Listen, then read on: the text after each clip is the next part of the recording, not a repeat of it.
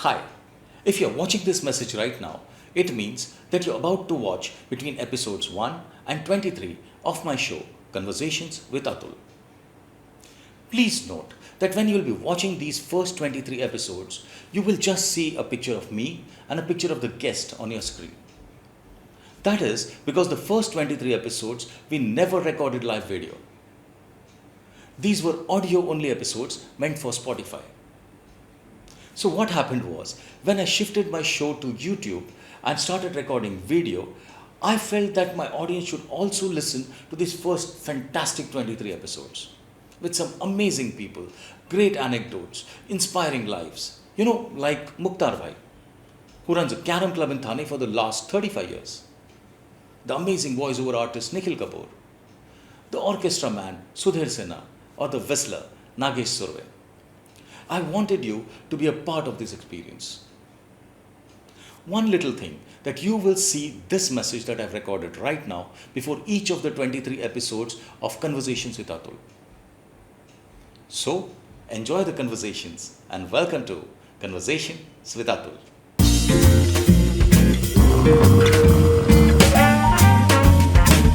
Conversations with Atul. He has sold suitcases, soaps, hair cream, biscuits, cars, and every conceivable product possible. But not on the streets, not in a shop or in a mall, but simply through a voice you know really, really well. And a face you probably wouldn't recognize on the streets. His stories on how he reached where he did are as crazy as he is. Today, we meet the Amitabh Bachchan of voiceovers, a man who knows how to use words. So, I'm a bit reluctant to use any more to describe him. Who else could I be talking about but the one and only Nikhil Kapoor? Hi, I'm Atul Taishete and welcome to my show, Conversations with Atul.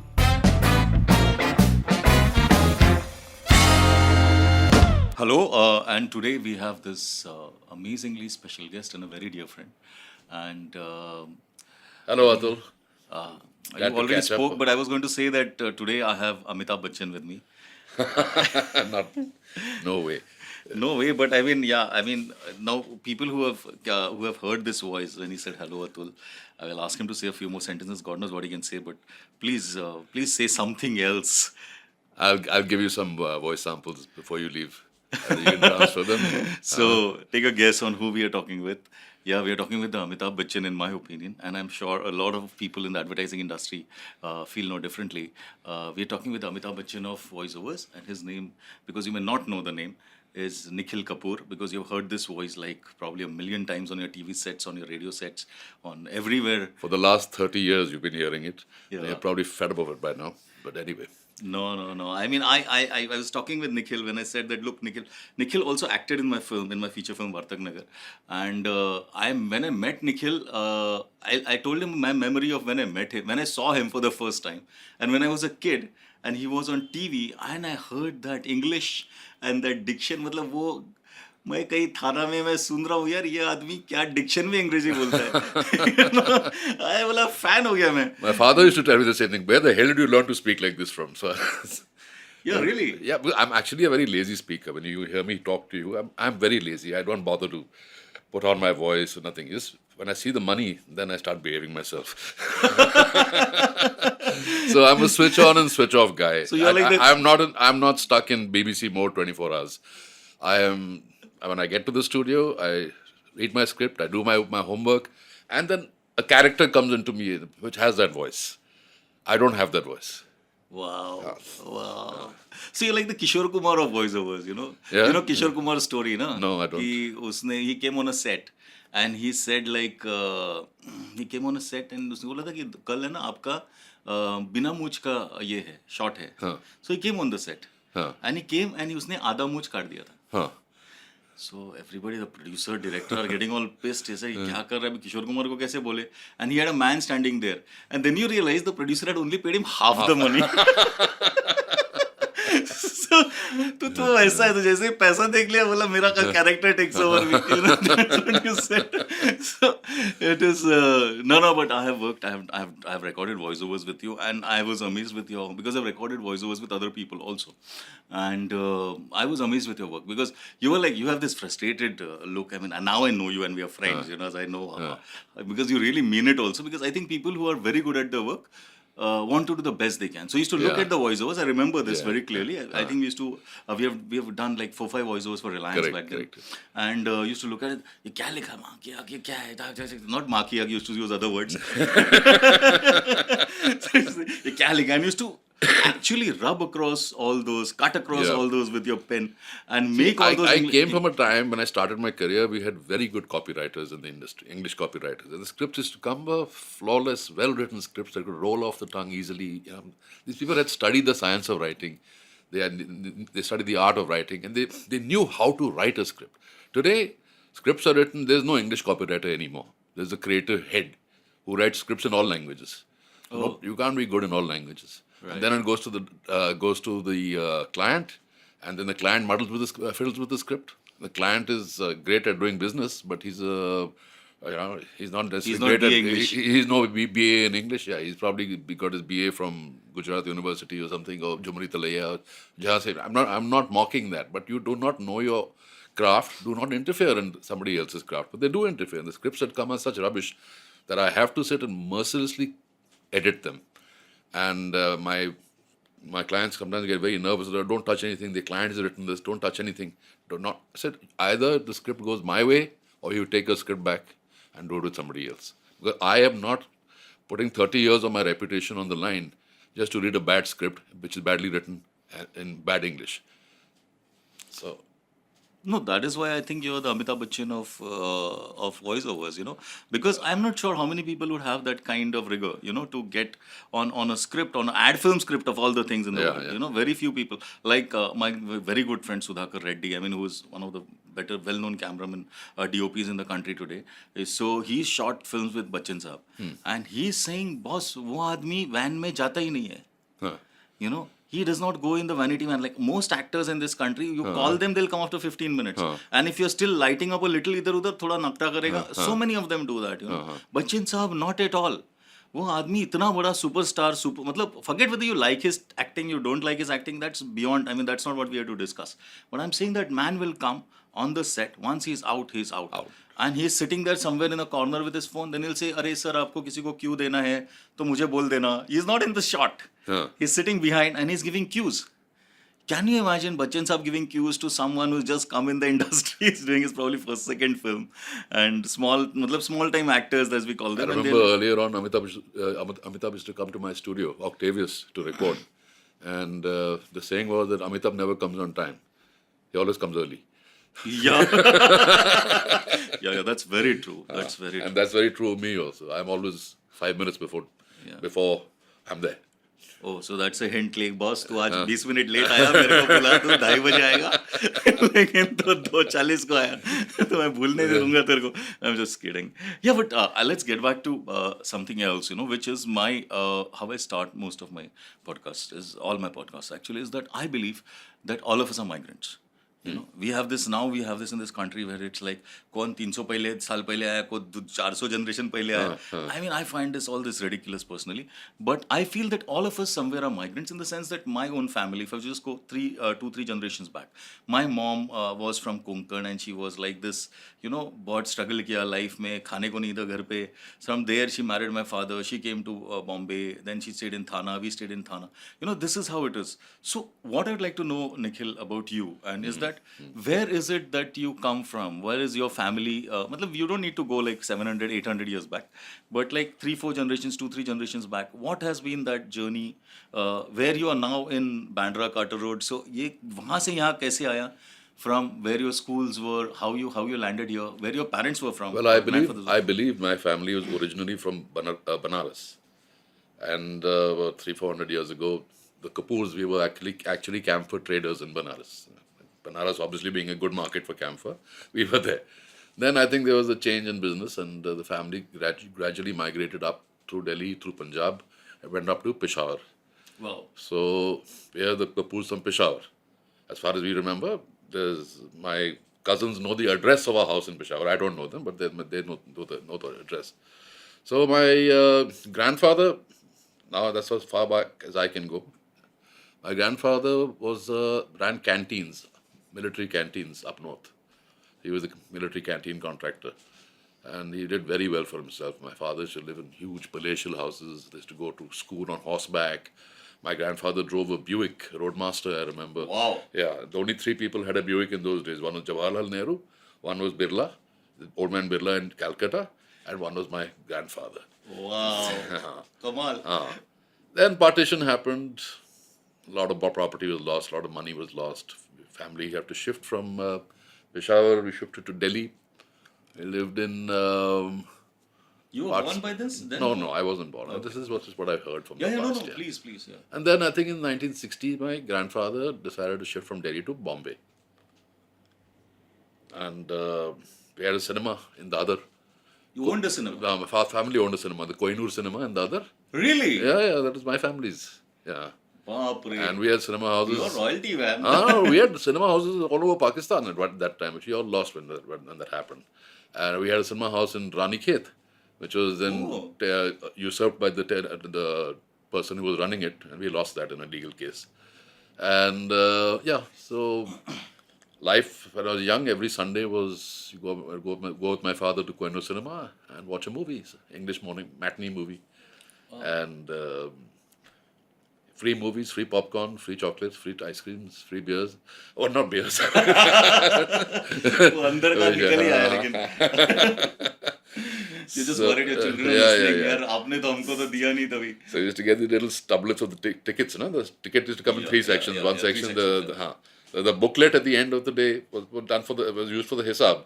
Once that was over, once the thing was tallied, the booklets were thrown away. So there were hundreds of these booklets. I used to pick them up and take them to school with me. Became very popular. Everyone wanted a Kohinoor cinema ticket. And so the whole school was littered with these stublets of Kohinoor cinema tickets. And the principal picked one up and said, who's brought these tickets into the school? It didn't take very long for him to do the homework. And I was pulled up. And I got a good caning for this. And I've been caned by that guy all my life. So I got an ass which is made of steel. You can do what you want with it. It doesn't hurt.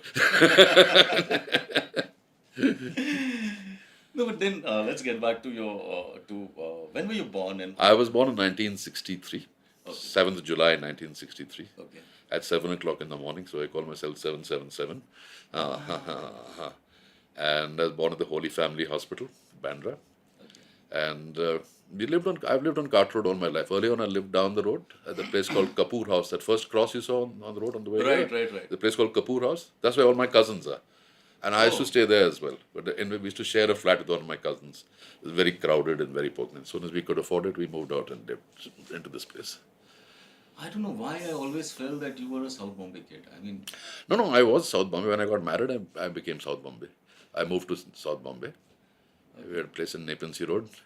I was there for many years in South Bombay. Because all the industry was in South Bombay in that time. The advertising industry was completely in South Bombay. So go from Bandra, you'd get up every morning, go 1 hour to work, finish your job, come back home, only to get a call again on the phone calling you back to South Bombay. So it became quite a pain. So it was much more convenient to live there. I lived there from 1989 till 2002. Yeah. 2012, sir. 2012. Yeah. So tell me a little about after you're born and your childhood and how exactly was Bandra then and how Bandra was fantastic. Carter Road was unbelievable. No buses used to ply on Carter Road. The bus used to come up to where the Artist Club is now is. There was no Artist Club at that time, and they should turn around and go back to Bandra Station. And the bus used to come up to Dhanda and turn around and go back to Khar Station. So anyone who lived on Carter Road had no form of transport. We had to walk either to where Artist Club is or to where Dhanda is to get out of here. And the back behind my building, there were fields. Fields. This was a microcosm of Goa. So all the I was full of Catholics. And every evening they'd sit in their verandas and play their banjos or their violin or a saxophone. And you'd go there and, hey, Nikhil, man, come, bugger, come, have a drink, man, sit with us. Very nice people, very genial, friendly people, very simple and fun-loving people. And they used to have their fields, the methi, palak, mooli, all the stuff which you grow. There was a well in the back. I learned to swim in that well. With all the other boys, Carl, Jeffrey, Bernie, we used to all go there and they fling me into the well and jump in after me and pull me out again, of course. But I finally learned to swim there. I didn't learn to swim in any fancy otters club or something. I learned and I busted my chops here. So then Rizvi came, persuaded a lot of people to sell their properties. And the buildings came up all over the place, and this entire area lost its charm. But as I say, change is inevitable. You can't put it aside. You can't push it away. Either you go with the change, or the change makes you go. No. So how was school like? I mean, for you, I mean, like you. School for me started. It was always traumatic. Where was it? It was always traumatic. I was in Bombay Scottish at my aim. I just couldn't get along with that school for some reason. That school couldn't get along with me. Since I first got expelled in junior KG, then I got expelled in the first standard, then I got expelled in the fifth standard, and then I expelled myself from that school before they could expel me once more. I was always in trouble. Whether I did something or not, I was pulled up for that. I was told, you did it. You know. Like what? Why were you expelled in first standard, junior standard or whatever? Well, junior KG, well, one day I told I came home and told my dad, Daddy, this guy hit me in school. Can you come and hit him? My dad said, sort your own problems out. If somebody's hit you, you hit him back. Fine. So, but next day I went to school and the teacher caught me out for something, and with a pointer, she hit me with the pointer. I grabbed the pointer from her and beat her black and blue. When you were in junior KG? Not black and blue, but I beat her. Wow. Yeah. And wow, I've always had a problem with authority. I've never managed to tackle authority well. I still can't handle authority well. So that's my story, yeah. Wow, in junior KG. KG. But I think schools were crazy then. I mean, I remember I used to go to lower class school in Vartak Nagar, Shastri Nagar kind of area in Thana. And then there was this drawing teacher who used to hit us on the knuckles. With bloody wooden duster. Yeah. And that is so crazy when you think about it. Boss, uska haath gaya, kuch ho gaya, to kya karega? Corporal punishment was the... Yeah, and that idiot, he actually never taught us to draw. I mean, like, see, drawing is a talent. You don't know to draw, you don't know to draw. Someone has to tell you, boss, aisa line nikal. He'll come and say, aaj Ganpati pe photo nikalo. Aaj Ganpati pe drawing karo. Boss, I don't know how to draw Ganpati. I don't know anything. How? And I was always bad at drawing. So then it was like this, there was this crazy kind of, I think we've also gone the other way with children now. But then it was also very crazy where they used to like hit you with their knuckles, and it's there in Vartak actually, you've seen the film. So I mean, it's like, it was absolutely crazy. Yeah, we used to have some really sadistic teachers in school. And they would really beat the shit out of us, and the principal would take no action against them. It was allowed. Principal himself was a bloody sadist. Gamaliel. I say that completely. If this was America, I could have taken him to court and sued him for childhood trauma. But you can't do anything here in this country. Yeah. No, then you have to wait for 30 years. 30 years, you're dead. And he's dead a long time. He's already dead now. Yeah. And you are dead too, then waiting for justice or whatever in this country. But, and what happened in the first standard? These are very interesting stories that you, and how did you get back? You were expelled, and then... my uncle, my father's brother, was very pally with the principal. So, go over a little bottle of scotch, sari for the wife, a little dinner out at the club or something, and okay, all is forgiven, come back. But it became a bit of a cottage industry for my poor uncle. He had to do it. Oh God, what a word. And it kept on happening again and again. Again, see, I was a serial offender. Second time, we were at the bus and there was someone was playing Pass It On, No Returns. They'd hit you on the head at the back and Pass It On, No Returns. And there was a young Sardar sitting in front of me. So I caught his pagadi and I twisted it and I said, Pass It On, No Returns. And it became a big thing. It was just done as a child. As a child, without thinking about it. I didn't mean it. I have no problem with Sardar. Some of the best friends are Sardar. And Sardars are pretty chilled about very chilled about this thing. They don't take obviously, you can't touch their pagadi. That's what happens. It was stupid on my part. I agree. No, but at a 5-year-old, I mean, it's not the same thing when you do it consciously as a 15-year-old. I got pulled up on stage in front of the whole school, got caned in front of the whole school, and expelled after that. So double punishment will get very good. Wow. Anyway, what the? This was in the first standard. No, this was probably fourth standard. Okay. First standard, I It's don't. you're a kid, yeah. I mean, it's like kids do huh. strange things. Yeah. So, yeah. And what happened in the first standard? Why were you expelled in the first standard? No, that one I'm not talking about. I can just, you're free to imagine what happened then. So school was pretty. I mean, but how were you at school? Then in the eighth standard, I told my folks that look, the school is not working for me. Whatever I do doesn't seem to work. Is not appreciated, and I'm being pulled up and for everything, for things I don't even do. I need a fresh start. I need to start again because there's too much baggage I'm carrying here. So I said boarding school. I want to go to boarding school. So I was admitted into Lawrence School, Sanar. It's in Himachal Pradesh, Kasoli. And that changed my life. That school worked so well for me, because they didn't bother about petty things. You did some rubbish, you were punished severely for it. There on the spot. Your parents were not informed. No, there was no big deal made about it. You knew that if you were caught, you were going to be punished very severely. So you made sure you didn't get caught. I became very good at not getting caught in that school. And there was a code of honor. No one tattled, no one sneaked on you, no one snitched on you. And what was my crimes? It was smoking, a little bit of boozing. That's about it. With the bad boys, I used to gravitate towards the bad boys wherever I went. And I did that in that school also. Yeah, I was also a bad boy myself. I never made anyone bad.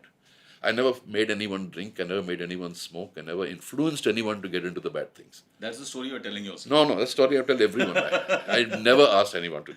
Right. And so that school was great because I started off on a fresh canvas. Yeah. No one knew anything about my past or my things, and I got along well with everybody. Coming from Bombay, people find you very interesting because they're all from small towns and villages, or Delhi or Chandigarh or something like that. So Bombay guys are very fascinating. They want to hear all about Bombay. They want to know. Sanjay Dutt was in my school also. He was senior to me. What is Dutt doing now? They want to know everything. You could make up any shit story and tell them to sell it to them, and they'll buy you a Coke for it, something. So, and it was great at school. It made me lose some weight also.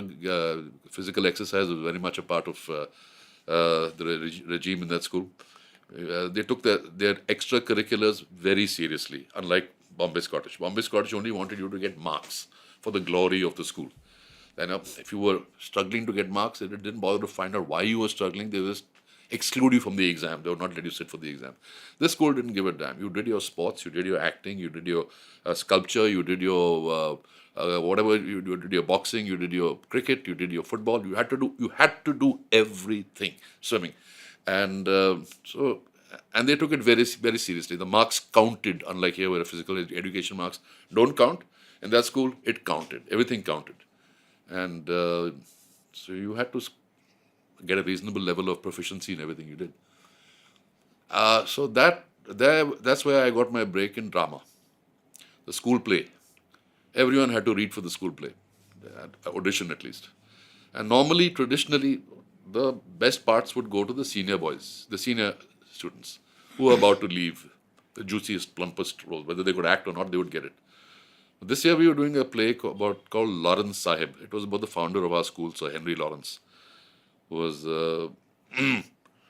not a very flattering account of him, but it was about the play written by Gurcharan Das. And I read for a part of a soldier called Sardar Sher Singh. Oh. Sardar. Sardar's come back in my life again. Yeah. In a positive way. In a positive way. And I read for it, and I'd never been on stage before, never acted before.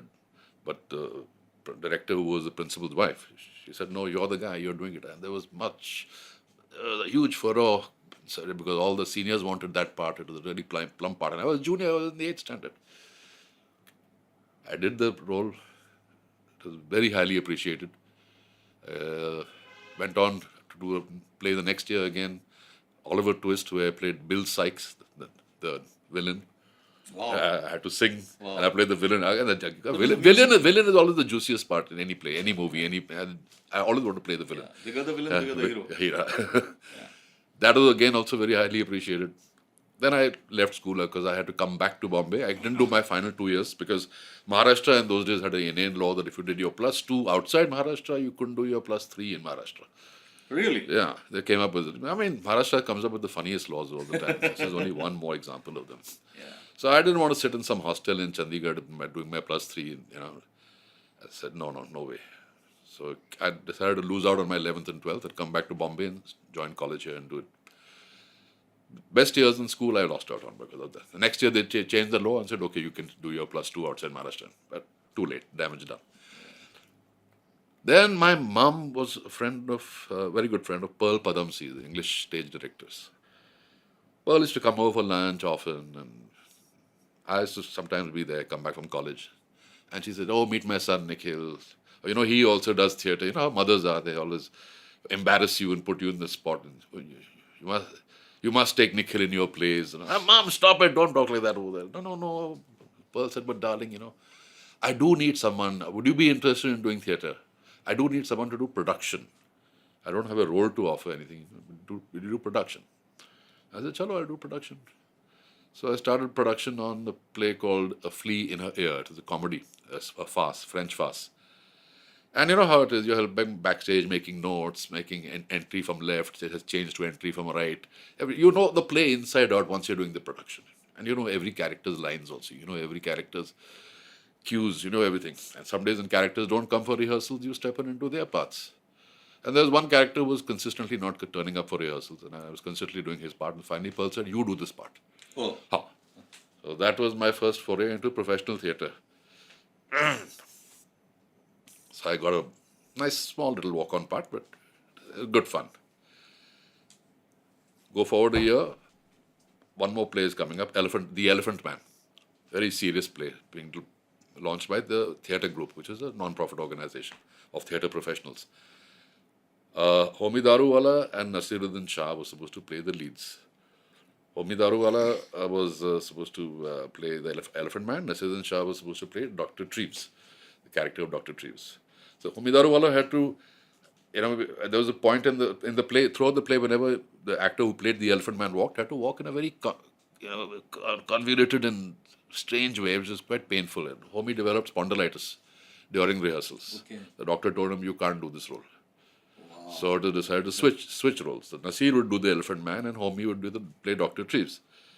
We started rehearsals with Nasir doing the Elephant Man, and Nasir got an international offer to do a film internationally, which was very lucrative for him. So he asked Pearl, he begged off the role, and very gracefully, he did very gracefully. And Pearl said, okay, I can't stop you from doing this.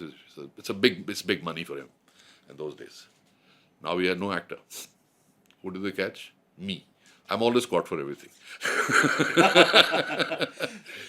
So it was 1 month to go, only 1 month left to rehearse. And I was 20 kilos overweight. I was so nervous because I had to stand on that stage in nothing but a loincloth covering my privates. That's it. A langot. And I was ashamed. My body was no body to show on stage like that. In that 1 month, I lost 20 kilos. Wow. I would go to the Otters Club every day. Swim for 4 hours, 5 hours every day. Swim. I didn't eat anything. Came down. So you came down from what to what? 63. I came down to from 83 to 63. 83 to 63? Yeah. Wow. So I think I should have something on weight loss for you. Like episodes of weight loss pe karna chahiye. No. Now the present weight is different. Now I'm 99.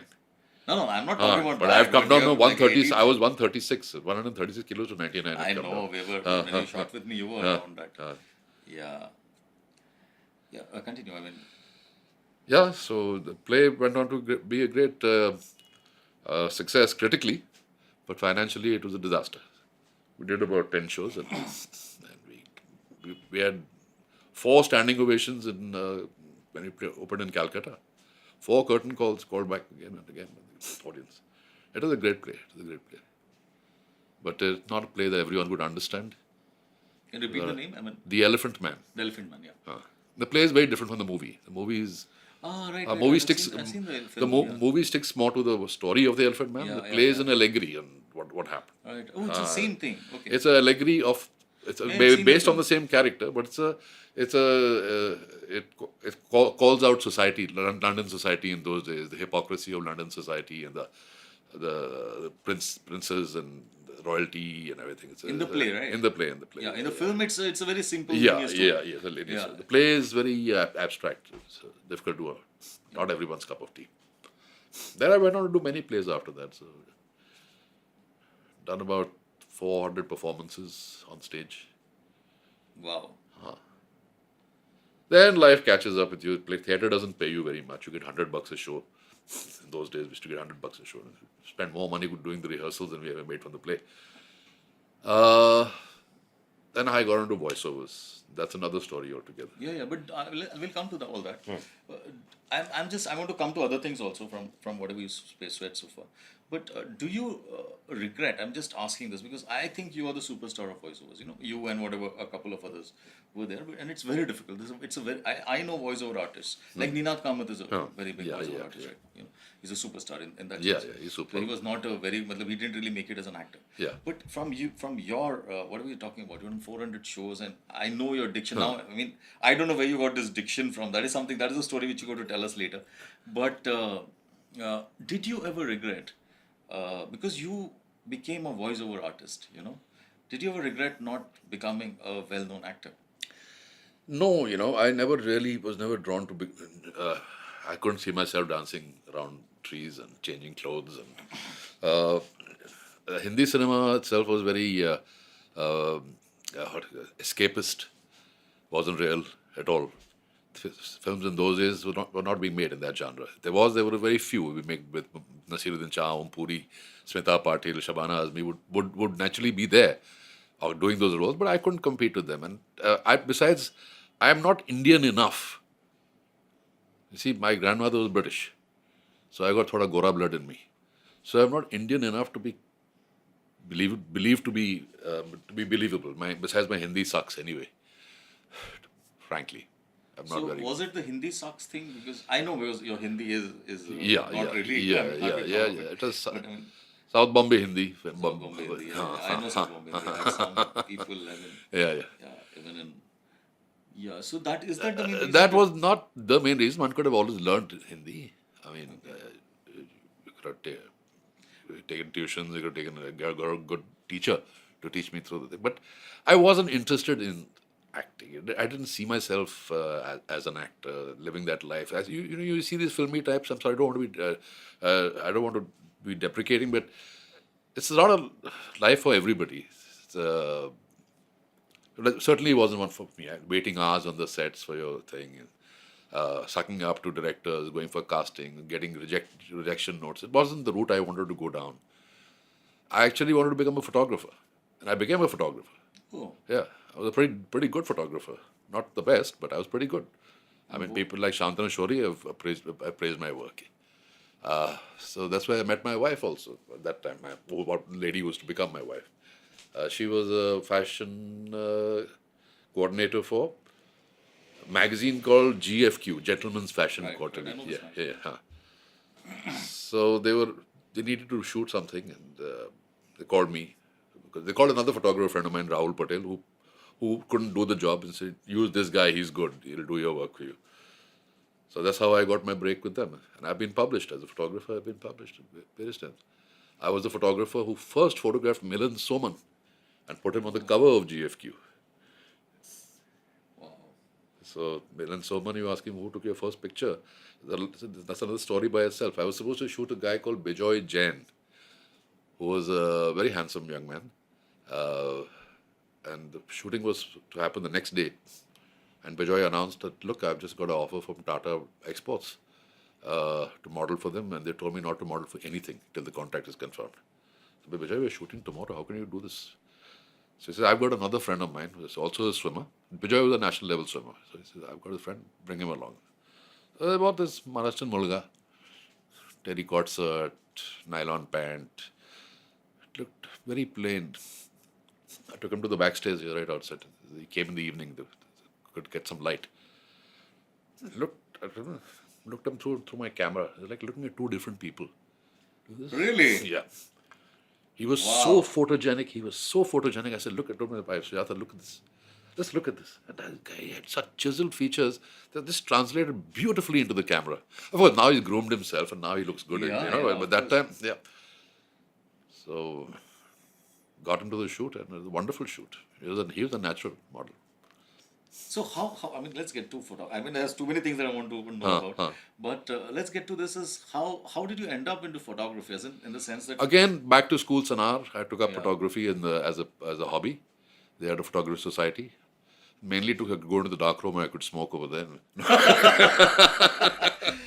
But you have to say that all that you did as a kid, which was actually pretty either offensive when you did that with the poor Sardar, or which was bad for you, has actually turned out very positively for you later. It's done a complete flip around. Done a complete flip around Later. I mean, it was like this Sardar thing, and you did that role, and it brought you into theatre of this amazing Sardar role that you got. Or this thing where you smoked, and then you are suddenly you're like Milind Soman, you're discovering Milind Soman. And all my school friends are all Sardars. Yeah. So many Sardars. Are Some great people. Yeah. I love Sardars. Some great Sardar friends. Yeah. So tell me about photography. I mean, I would really like to know. And what stopped you? Also, tell me the whole story. What stopped me was. No, but tell me, go back to photography first, no? So I started off from Sanar, doing photography there. Then I came to Bombay, and of course, what stopped me was the financials. I mean, photography is an expensive hobby. You needed to have money, and I used to be quite rebellious and not take money from my father if I could help it. So I would earn my own money and whatever. So slowly bought a little Pentax camera, bought one lens, two lenses, three lenses. I built up my lens collection. I didn't have a studio. I didn't have lights. That meant about an outlay of about 5-10 lakhs in those days to get all that done. I couldn't see myself earning that kind of money to buy it. At which point, voiceovers happened simultaneously. Now, how voiceovers happened, that is absolutely. We'll come to that. Voiceovers is the big story, of Okay. course, because you're the superstar of voiceovers, as I've always said. As I've always believed very strongly. And no, what I want to know is that I also want to know a little bit about your parents, and what exactly were they doing? I mean, they were that Kohinoor cinema and all that was still. Yeah. My father joined the Air Force after college. Okay. And, so he served in the Air Force. And then after the Air Force, he was with Air India for a few years. And then he started his own. Like me, he was unemployable. Unemployable. That's what I call myself. Actually, you just stolen my word. We don't make very good people to employ. We are we are too rebellious by nature. And so. जो है बोल दो यार. जो है बोल दो सोचो. जो है बोल दो वही सब. Don't take any shit from anyone. You can't. If your superior is an idiot and giving you a foolish order, you don't hesitate telling him how stupid he is. In the Air Force. The Air Force also, he also got into a lot of trouble for that. And then Air India, he got into trouble. He got blasted by J.R.D. Tata himself. And then he started his own business with a friend. His friend was a guy called Yusuf Shamsher Ali, who was a chemicals man. And they started a chromium plating plant. Okay. Company called Cromwell. Okay. Which exists till Is it a this famous date. company? No, it's a small little company. Now it's my brothers have taken it much further than what it was during my father's time. But we don't do chromium plating anymore. We were still But called somehow Cromwell. I feel I've heard this name, Cromwell. I mean, I don't know whether it's just because it seems like it's nice alliterative or maybe that's why, but it has a nice feel to it, Cromwell. So it still exists. The company still exists, but it makes parts for tractors now. We make tractor parts. And so that was my mother's side. My grandfather was a very famous man. His name was Dr. Lal C. Varman. He was the founding chairman of the Indian ISI mark. Oh. So he was That is Indian Standards which is Institute. Responsible for changing the entire countries from the old system to the metric system, which is a huge exercise, and also setting up standards by which all products are judged and marked for quality. Because then there used to be ads which said that you always look for the ISI mark. Yeah. Nowadays you don't bother. Now with it's this. not bothered with that. But then it was a key thing that if you don't have an ISI mark, then you sold less of your Correct. product. People just ask, इसका ISI mark का है? नहीं, उसका है. Then जरा महंगा है, चलो कोई बात नहीं, महंगा है तो उसका ISI mark वो चाहिए. So he was comfortable in America. He was not in India. And Nehru called him back. Nehru, that time, at the time of independence, Nehru called a lot of professionals back to help start this country up. And he gladly came, giving up his job in America, and he settled down in England, in New Delhi, to a government job, heading the ISI, founded the ISI, and he tells me a funny story that His wife was American. my first wife was English. Yeah, that's what he English, said. yeah, English. And that's funny story that you were saying. So one day, just shortly after the weights and measures were changed compulsorily from, Sayre to gram, he went to the market to buy something. And the guy took out his Sayre measure and started measuring by Sayre. He said, सरकार ने तो कानून बदली कर लिया, तुम अभी तक ये शेर चला रहे हैं. हाँ, मालूम नहीं किस बेवकूफ आदमी ने सोचा ये शेर से ग्राम बनाने के लिए. Grandfather got cursed for his own invention. Right. Kamal hai. And what was your relationship with your parents like? I mean, was there any? They seemed to be pretty encouraging from the looks of it all. Yeah, mother was quite encouraging. But encouraging means what? I don't understand. Like I said, I'm unemployable and unmotivable. I can only motivate myself. No one can motivate me. Right. Yeah. So they were parents. Gave a good support, whatever they could provide. My father, we were not very well off. We were not badly off either.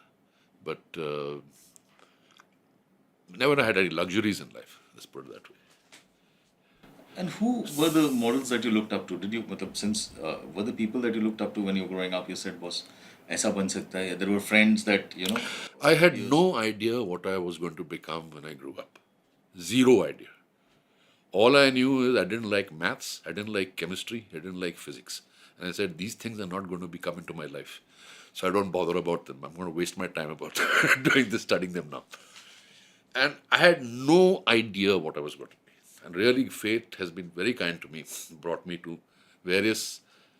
given me various options in life, and I've chosen which one I wanted to choose. And you've chosen well. Yeah, chosen well, hopefully.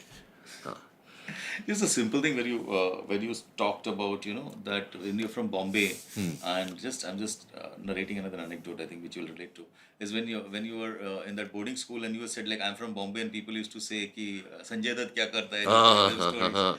I remember when I used to go to my village in Konkan, and a lot of these kids used to, people, I don't know, outside, I think even today that might be the case in smaller villages and towns in this country, but they believe कि Bombay में से तुम आया है मतलब तुमको तेंदुलकर रोज मिलता है. हाँ, मतलब तुम ऐसा चलता है तो that you have to be loaded, you have to be very rich from Bombay. You know everybody.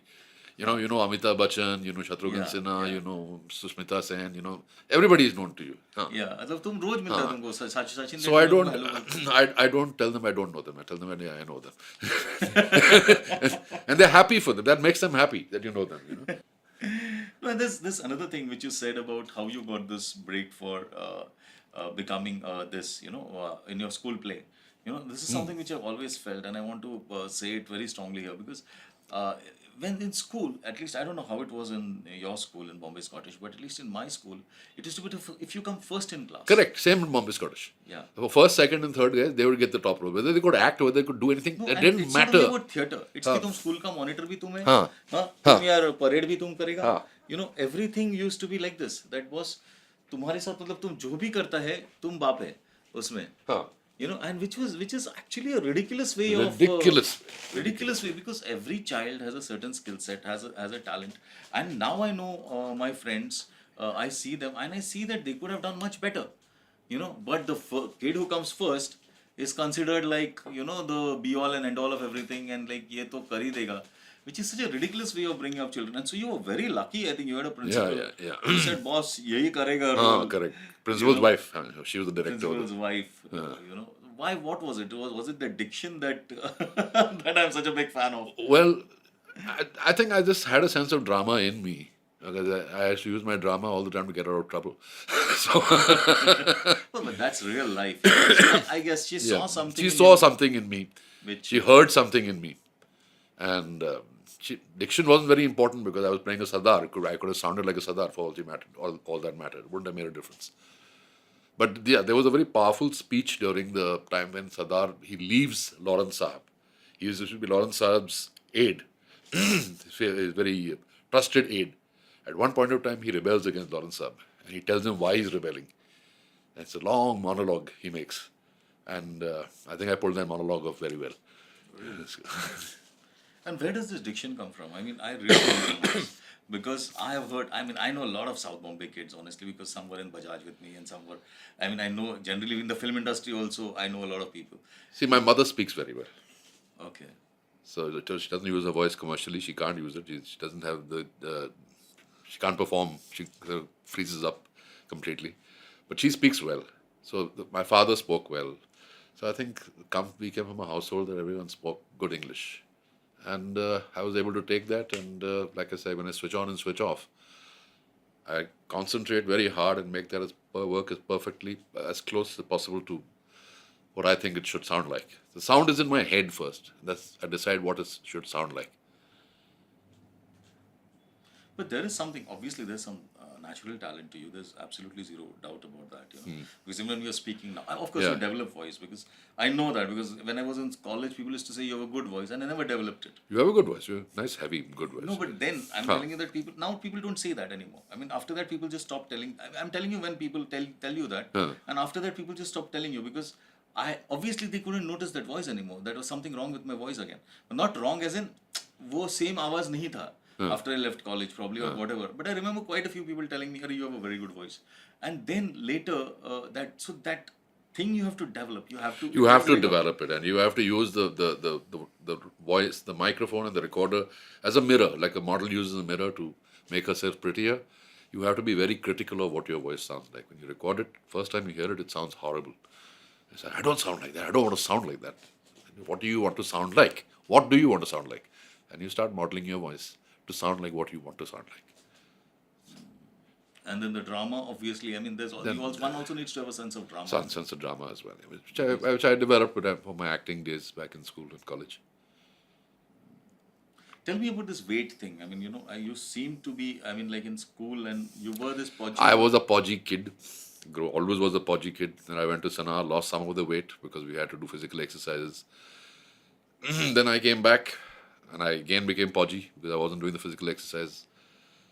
And every time I've given up smoking 3 times. And every time I've given up smoking, I put on 20 to 22 kilos.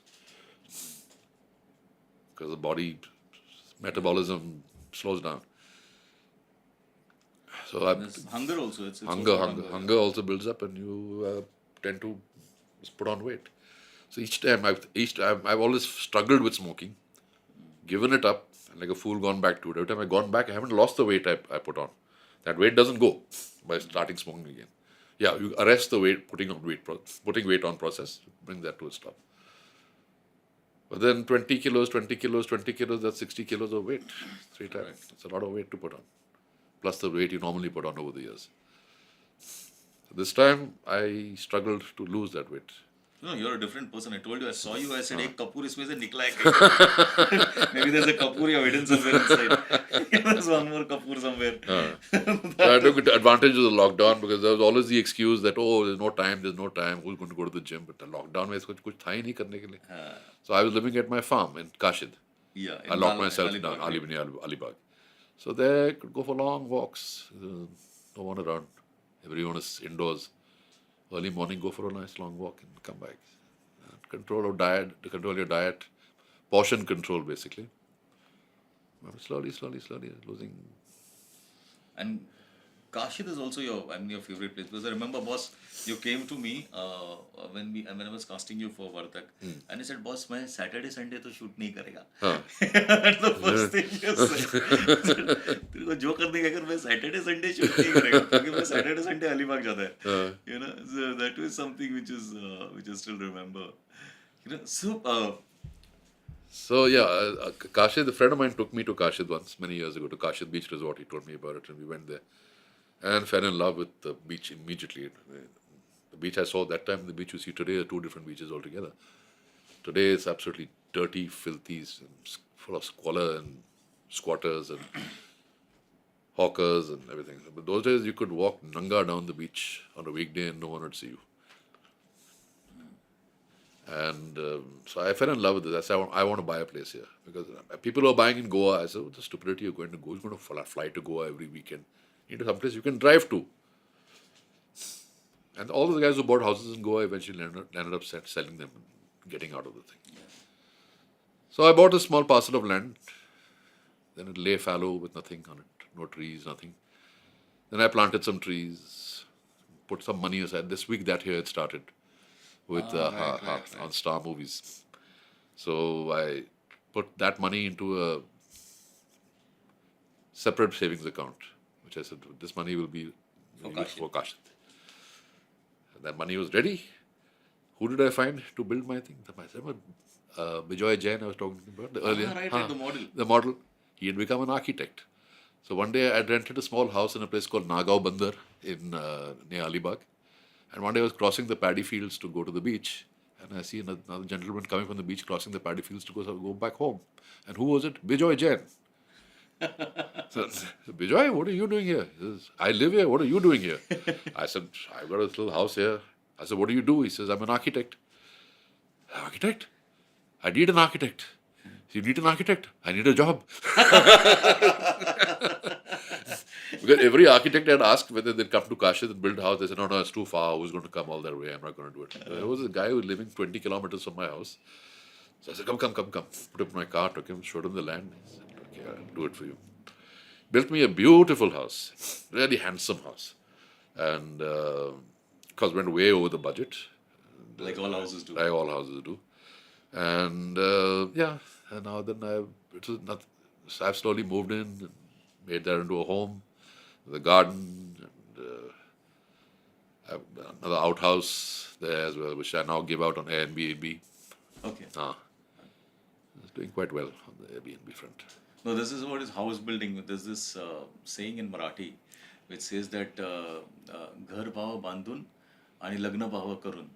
Meaning that घर पाव बांधून, try building a house and try getting married. I mean, these are two things which will really screw you. These are two things, and that's what it means, and that's how it is in Marathi. So we've covered your school life and how it went, and it seems like I think it seems like a great school life until like the Maharashtra government had this crazy rule and it spoiled it for you. And then you came to Bombay and you went to which college? I mean, you completed your graduation, right? I completed my graduation. I don't know how, but I did it. I went to HR college. Okay, in town. And by which time I was doing radio. I was dubbing Russian films into English. And I had already started my career. Russian films in English which were running on radio? No. I was doing a radio program for Brij Bhushan, Hindi voiceover artist. He's a producer as well. So we did a radio show called Fun Times, Limca Times. Okay. Jokes and stuff like that. And that's another story how I got that. No, you have to.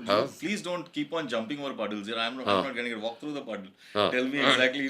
College aaya. So I was dating a girl at that time, and you went to school. You finished school, and then you came went back, to and I was doing theatre with Pearl. Right. Backstage. When you were 18 years I was old. doing backstage. Yeah, about When you were 17, 18 years old. Okay. I was doing backstage. This girl was also doing backstage. Okay. A romance happened. Okay. And we were sort of seeing each other regularly. Behind the backstage. After backstage. Backstage, we couldn't do very much. Backstage is a good place to do a lot. I'm not giving you all my stories, okay? So anyway, she got called for an audition for a radio show. Right. Somehow how she got that call, I don't know. And she was a South Bombay girl. I used to live in Bandra.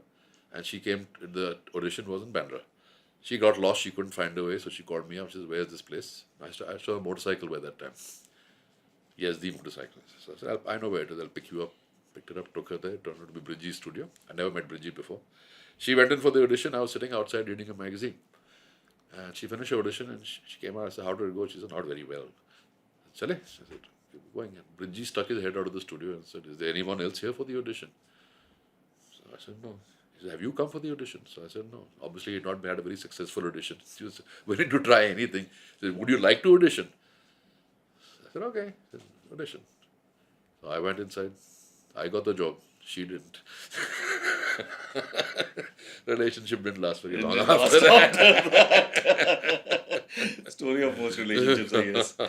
Yeah. So that's how it started. And then... you were 18 at that point. I was about 18, yeah.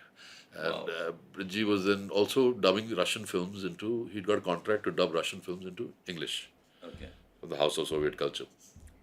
So I was dubbing Russian films also in English, and I was making good money. So I used to get, we paid 1,500 rupees at the end of a day's dub and 500 rupees for a radio show. Really? That was big money in those days. Yeah, yeah. Yeah. I used to go and eat breakfast go to the college and eat breakfast at the Shamiana, On the Taj. at the Taj. When you're 18, When I was 18, 19 years old. Wow, man. I'm just thinking what I was doing at 18, 19. And Nikhil Kapoor was eating breakfast at the Shamiana. I don't want to sound मैं elitist, तो but, गिन के 2 बार गया हूँ ताज के अंदर. but I was making good money in college. So I wasn't interested in, I did, I knew that I found my calling was the voiceover. But I hadn't yet found my way into the advertising industry. That's another story altogether. But you were developing your voice at that point in time, or was it because of theatre that you felt that my voice is, मतलब that voice में एक natural quality आता गया? Voice developed over time, actually. It became stronger and stronger. The more you use it like a muscle, it became stronger and baser. It was never this bass earlier on. But it's something you can make. You can train your voice to become bass. Yeah, of course. Of course you can do. Yeah. And so you have to be conscious about it. Try to vibrate those muscles that create those. No, but this is a craft thing which must have developed later, where you started, Theatre was important for it. Theatre taught me how to project your voice. Not only project, but intone and what do you call that word? The nuances of how to bring those out, So that I learned from theatre. I got to learn something from photography also, how to pose, how to position the voice. That was something you took from one field and transpose it into another. Yeah. Superb. So everything I did worked towards. And then the question of paid practice. The more you do, the better you get at it. You do something often enough, and you get good at it. Right. Riyaz, that's Riyaz. Yeah. Right. Paid Riyaz. Paid Riyaz, which is very, So this happened with Bridgie. It happened and whatever. Yeah. So Bridgie was actually very important to my career. He took a great shine to me, and he would tell me, "मैं तुझे कुछ secrets बताता हूँ इसका," and he'd give me a few words of wisdom in my ears, which I till date use. Are they to be shared, or are they like? No, not to be shared. Okay. They're professional secrets. Okay. So what happened? What happened after that? After Bridgie? So then, again, this is all happening simultaneously. Bridgie, my dubbings, my theatre, my backstage, my romance with this girl. And one day I was going with Pearl. We were going for I was still doing production for Elephant Man at that time. I hadn't yet got the role. We had to drop by the tailors for a fitting for Homi Daruwala. And we went to the tailors, and then she told me, "Darling, I just got a call from Alec. He wants me to do a voiceover at the famous studio Mahalakshmi. So half an hour detour. We'll take." I said, yeah, sure. I'm not doing anything. I used to just hang around with her all day and let some of that stuff she had rub off onto me. You hang around with great people, you get great ideas also. No? You pick up from them. So he went to famous studio Mahalakshmi. And there was Pratap Sharma, there was Harish Bemani, there was Ruku Sanyal, there was Nirmala Mathan, there was Pearl Padamsi. All the big names of the voices. And I was sitting there in the studio. And they were waiting for one voice to come.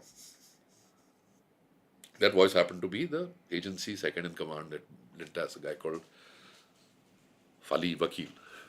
Okay. So Alec was getting impatient. He said, "Where the fuck is Ali? Fali? Everyone, 5 people here waiting for one asshole. Where's Fali? Call up Fali." And they called out. Fali left long ago. Apparently there's a big traffic jam in Nariman Point. Fali's coming. Funny. Any asshole can do this. Can you read this line? And he caught me. Wow. Really? Yeah. Can you read this line? So I read it. Yeah, told you. Forget Fali, start. And it was the old system, where there was everyone had to do their voiceovers together. If something went wrong, you started all over again with all the voices over together. Oh my God. So Pratap Sharma, it's India. And Ruku Sanyal, it's full of mysteries. It's it's full of heritage. And I had to say one line. Yeah, it's full of mystery. I said my line, it's full of mystery. And we got it in one take. Ek take mein ho gaya. There, we're done. Pay the boy. And Alec marches off it. So everyone else is paid, and this person comes to me with an envelope and this voucher to sign. I got paid $5,000 for that. One line. Wow. I said, this is a line I want to get into. Then, still didn't get into it. Then Vimal was casting, Vimal was casting for a show called Hot Tracks. Hot Tracks was like a popular English music show, like a Top of the Pops, like British Top of the Pops. We were doing it in India with Western songs. They needed an English guy to compare the show, English-speaking person. They had compared many people. It wasn't working. Either the guy was too old or too young or too fat or too thin. Somebody sent me for the audition. I got that part. I got the part for that Hot Track. Where was I now? What did I start off with? How did I get into voiceovers for advertising? So I was doing this stuff, and Pratap Sharma, who was the voice in those days, he was an institution by himself. A huge amount of work which he's done, huge body of work to his credit, was on holiday. He had gone to England to make a film on the British Raj or something or the other. And advertising had just discovered television. And it had just discovered the immediacy of television, how quickly an ad could be made. And from the time it was conceptualized and put onto the air, you need only 2 days. The film would take months to do. So Pratap Sharma could be scheduled for films, but everything was now being shot on video.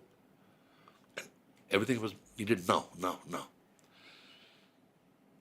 Mahesh Mathai from Highlight had done a film for Seat Tires, very nice film, with an English voiceover, which he had gone to England and recorded it and done the telecine in England, done the editing in England and come back to Bombay. And everything was fine until the last minute the client changed his mind and said, I need the voiceover line revised from this to that. Now that involved flying back to England to record one voiceover. Internet tiny. There was no DAT, there was no digital recording. You could even record it on a DAT, and there were no courier services in those days. You had to find a voice. Pratap wasn't available. Again, they auditioned many voices, and I came for the audition. I still remember the audition at 8 at night at Worli in a small video studio.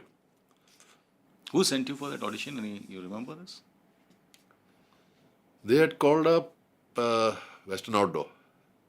And I think Rayal Padamsi used to work at Western Outdoor at that time, Pearl's daughter. And she sort of pushed my name. She gave a couple of names. I was one of them. So Keith Stevenson, Homi Daruwala. But I understood instinctively a voice that television needed.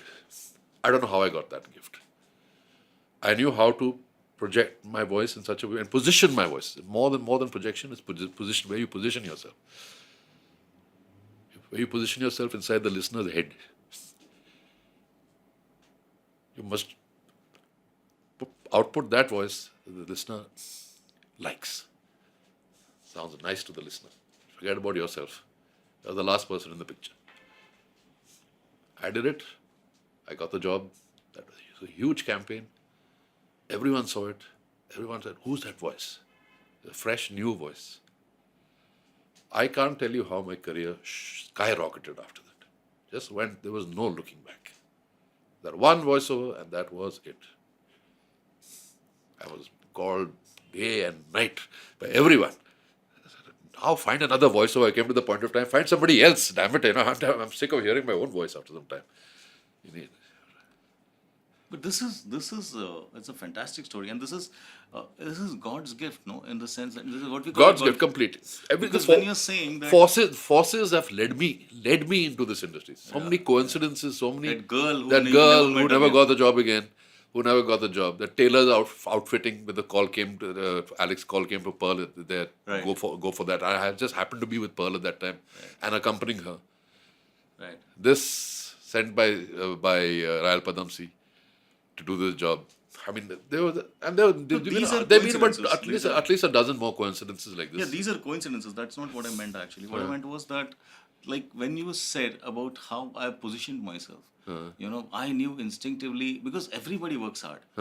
A lot of people work hard, but that whole thing about it's like in films, for example. It's like Bachchan, how he acts. He knows Yeah, how to position yeah, himself. he knows like Rajesh Khanna, then Yeah. like I did this episode the other day with somebody, and I'm sure that episode will probably come before this or later, I don't know.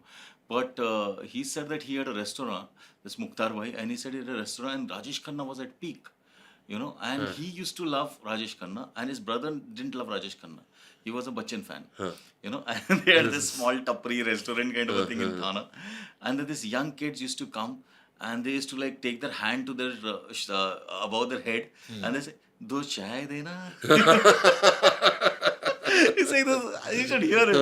He said, "Do chai dena," and then they used to do that, and then this guy used to be like a Rajesh Khanna fan. He was cool with it, and this his brother was not really cool with it. He was like, he used to say, "Hey, chai vai piya, chal jaldi chal nikal chal." He's like Rajesh Khanna ko bhagao yahan se. But what I meant to say was that Rajesh Khanna actually knew that because Rajesh Khanna used to act very differently in his earlier films, if you see. And even Shashi Kapoor used to act very differently. But slowly they realized that this is what would work with an audience. Correct. This is what his style and this is what might catch on and all that, that kind of a thing. I think you had that gift with your voice, maybe Yeah. not with your body, which you Yeah. tried with theatre and all that. And whatever you're saying that was, I mean, how do I compete with a Nasir and Nasir was like God. I mean, you see absolutely fucking God, man. power and you see, I mean, He's that on another era, level only. yeah, that era of Nasiruddin Shah is like one of the greatest actors this country has ever seen. And Bar, Ankur, God knows, I mean, I want to not get into that. But, I think you had that gift, which is like when you said that I knew that the medium needs this. This is Yeah, what, like you were this the is- Rajesh Khanna then, which said like, boss, मैं अगर हाथ ऐसे करेगा, slow बात करेगा, मुंडी थोड़ा टेढ़ा हिलाएगा, तो ये होने वाला है. That guy, Rajesh Khanna must have seen it in his head, and probably that is what you are doing it, but in a completely different sphere.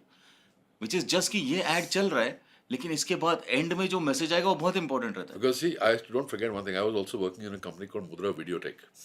अच्छा. Mudra See, you're jumping puddles, boss. You can't jump puddles. There's nothing linear in my life. Everything has happened simultaneously. Yeah, but I am not talking. Everything has happened simultaneously. I was a photographer and a voiceover. I was a stage actor and a film actor. I've acted in a film. Party, Govind Delani's Party. I've acted in that with. ये कौन बताएगा मेरे को? ये मेरे को कैसे पता चलेगा ये सब? So tell me now I have to write everything down for me to remember. That's what is. So again, Pearl Padamsi was called for Party to act in Party. Govind, she invited Govind to come and see a play of ours called Night of January the 16th. Govind came to see it. I was acting in Jan 16th, and Govind liked me, and he said, "I want this boy to act in the movie." So I played I played Pearl's, what do you call, toy boy. Oh, that was you. And who then has a little flirtation with a young girl in the Soni Razdan. Yeah. And there's a scene in the garden remember where, that. It's a brilliant film where too, I have to kiss her. And I still remember that day that for the shoot, the first kiss. Actually, it was a mouth-to-mouth kiss. Acha. First mouth-to-mouth lock kiss, I think, done in Hindi cinema. Mahesh was like not happy with the fact that Soni had to kiss. Yes. So, Okay. I want to be there at the shoot. Right. So Whereas Mahesh Bhatt's films were all about incest and not incest, but they were like very personal films and extremely personal cinema. Amazing cinema, amazing filmmaker. I think I loved Mahesh Bhatt's cinema before he before he became commercial. Before he became, I mean, that's okay. That's a part of what everybody becomes. But what Saransh and all those. Yeah, I mean, anyway, we were coming to this. So that's what happened with on Party ka set. What other stories do you have of Party? I mean, any other story that you have? No, not really. I don't remember. It's so long ago. Yeah. Vijaya Mehta was there. Deepa Sai was there. Amrish Puri was there. And, a lot of young actors also. Girija, what is his name? Girija. Yeah, powerful actor. So that was my first experience in shooting for a cinema.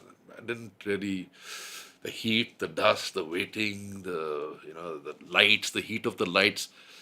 it had no romance for me. I never wanted to get Right, into it. right. No, there is no romance in this. That's what a lot of people don't realize. I'm sure all of. I mean, as a youngster, as a teenager, I must have jumped off to a lot of these things. But I'm saying that once you are in the film industry, you realize there's no real romance when you're actually shooting romance. Now they have cool lights and all. It's not so bad.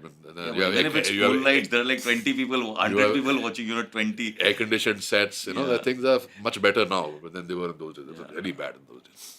And it's also about focus na boss. तू थोड़ा हिलेगा तो इस पे नहीं आता है. So there is, you can't really enjoy that. I mean, wherever you are, you might rather later कुछ करो तो तुम ठीक है. But on this set, you can't really enjoy these things. You may have done a great take, but the cameraman slipped his focus. Yeah. Redo. And you don't really want to redo these things in front of 200 people. Yeah, correct. So that is there. And what about Mudra? I mean, what you were telling me about Mudra? So Mudra, I was with them for a period of 1 year and 1 month. Okay. I wanted to learn. I wanted to, to watch Homi Darowala. I was to work. Acted a lot with him, and I worked a lot with him also. Very impressed by the guy and his technical knowledge. But he was a slides man, audiovisual slides man. Video technology had come in now. So video tech was set up. Mudra Video Tech, which was supposed to be a world class video setup. But it was anything but world class. You had things in Lamington Road which were better. They just didn't invest the money into the damn thing, and this made us work with very bad technology and very bad, and made us work too much. I mean, I was working 15, 16 hours a day, no weekends, nothing. I fell ill finally at the end, and finally left, highly disillusioned. And voiceover ne bacha diya sabko. By which time my voiceover career had taken off. It was strange. I remember going to, when I took the decision to leave Mudra Videotech, I took my family out to dinner to China Garden. And I met Keith Stevenson there. Keith Stevenson used to know my boss, Ramesh, very well. Kalwani. Hey, Nix, how are you, man? How's Kalwani?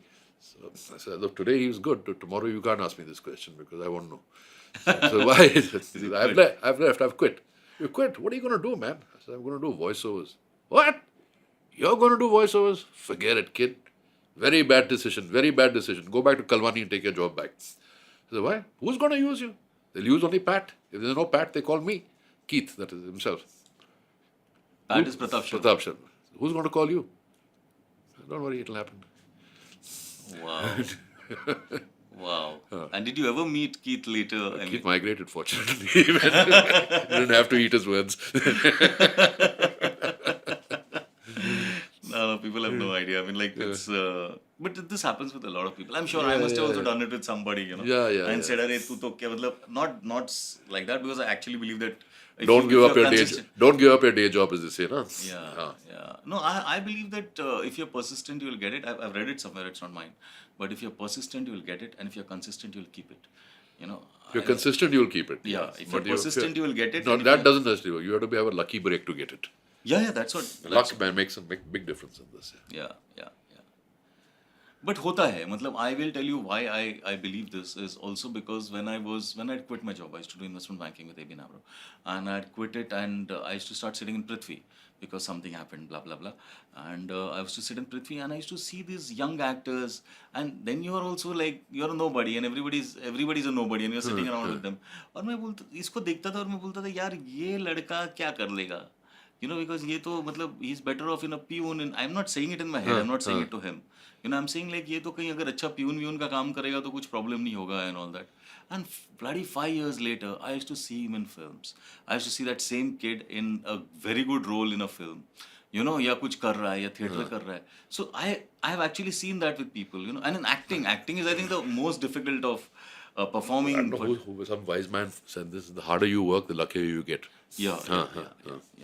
No, you obviously, if you have sights trained on that, I'm going to become a Shah Rukh Khan, or that's not going to happen. That's going to happen like 1 in a million, 1 in a trillion kind of thing.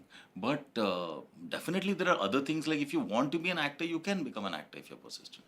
Oh yeah, sure. You remember, like in our film, in Vartak Nagar, there's this actor. I don't want to take their names and all that, but there are a couple of very bad actors in that film.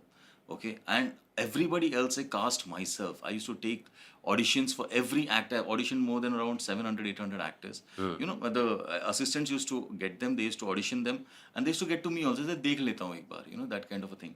Kids, every kid I have had that.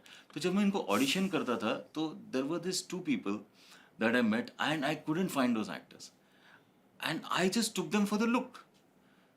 You know, and that guy has a very big role in the film. I'll not tell you whatever, but he's a very big role in the film. And I had such a hard time on the set, and I'm like thinking, यार इसको मैंने क्यों cast किया? But on screen, because that look works, the actor works. You know, just because he looks that part. He looks the part. He That's looks very the- important. Yeah, he just looks the part, that thing works. You know, नहीं तो I know कि मैं इतना गाली देता था उसको set पे, एक तो मेरा टेम्परामेंटल भी है सेट पे, तो था पहले, अभी नहीं हूँ, अभी शांत हो गया हूँ. So, but I'm saying that I was like No, that. you would not give. You were very shan't during. But when I lose it, I really lose it. I mean, because I feel that you can't spoil my film. I mean, I have that thing, you know. You can't spoil my film. I have spent 8 years fucking writing it. तुम बैठिए उसके साथ, मतलब तुम ये नहीं. And I've just gone through a very bad experience with this MTV film that I did. I mean, like, I was up on the set. I mean, Mauritius we are shooting. 5:30 is the call time. I am there at 5:25, and there's nobody. Can you imagine? There's nobody. 5:30, this guy who is Alok Singh, who is the EP of the project, he comes in, और हम लोग दोनों 15 minute खड़े हैं.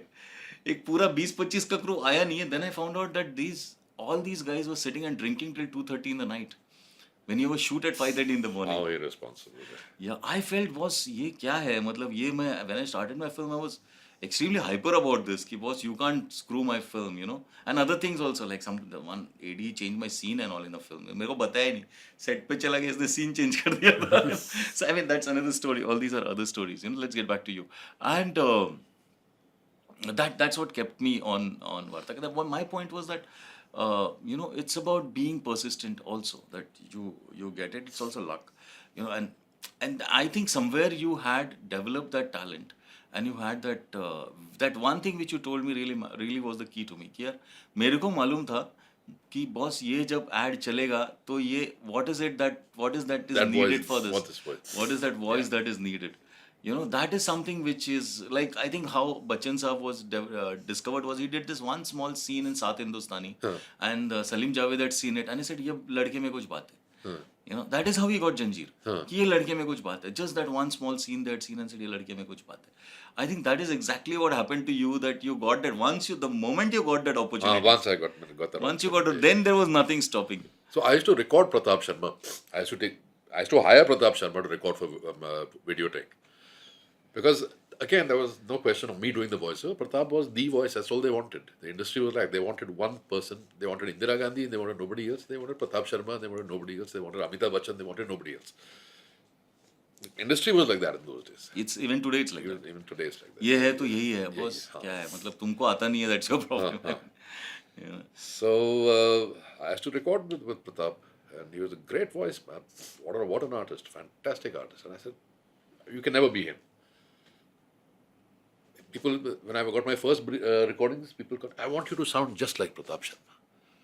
I said, you want me to sound just like Pratap Sharma? Hire Pratap Sharma, don't hire me. I want to sound like myself. From day one I said that. I am not going to sound like Pratap Sharma because I can't sound like Pratap Sharma. He's too damn good. But I can do something else. And you were willing to quit that job if they said that nahi, we do like Pratap Sharma? Yeah. I remember Sophie from Genesis working with, they had done a film for Asian Paints for Nepal, and it had come up for re-recording, and Pratap wasn't in the country. So she called me, and I did the voiceover. She said, no, I wanted to sound like Pratap Sharma. I threw the script back to her. Walked out. Come back. I said, I'm not going to sound like Pratap Sharma. Please get that straight. Pratap was a great voice. You want him, use him. I'll give you something different. I'll give you what I can give you. And I've always done that. I've never sounded like Pratap Sharma. I've never aped him. I've never mimicked him. And so many careers have been destroyed with this, because like Mukesh Kumar, I think Mukesh Kumar, what was it, who used to play Bhishma in Mahabharata. Yeah. You know, he was like Bachchan, and he did like, he used to tall as Bachchan, looked a little like Bachchan with the hair, and the voice like Bachchan, more importantly, you know. And everybody said, "Abhi tum Bachchan ke jaisa kuch karo." Like, but there is already a Bachchan. There's already Bachchan one is bloody over damn good at what he damn, does. damn good at what he does. No, like Bachchan ke itna matlab Manmohan Desai ka picture mein nobody else could have carried those films off. You know, you need that talent to carry that film off. So I'm sure Mukesh Kumar couldn't have carried those films off. You know, but it's like that, and I think this is a great thing. You know, that to just say no to somebody, and I think that power to say no is a very key in. मतलब या तो तुम बहुत आगे जाएगा या तो तुम कहीं मर Right, जाएगा. but I was ready as I have so many things that come into my life. Voiceover nature, I would go back to photography. You know? So how many other incidents do you have where people said like, boss, I mean, you just flew with that one ad, you know, but which was rejections, you know, were there other rejections in your life which spurred you on? Do you remember something like this, like where you said कि यार ये मतलब ये नहीं work कर रहा है, इसका कुछ होगा नहीं, like you told me the Keith story, you know, like do you remember any other story which would be like ये नहीं होगा इससे types? No, actually, my journey has been very positive. It's been full of, I've been very lucky that way. Right. Very, very, very few rejections. Very few. In fact, I can't even remember any. Must have been some I don't know about. But Oh, you don't remember. That's I don't also remember. because that's a very positive thought, actually. Yeah. And then how did this plan out? Where it's like everybody's calling you for ad for a voice on an ad, and oh, it used to what be was very, that? What it used to was be that very stardom? exhausting. It used to be very. Where did you realize I'm a star?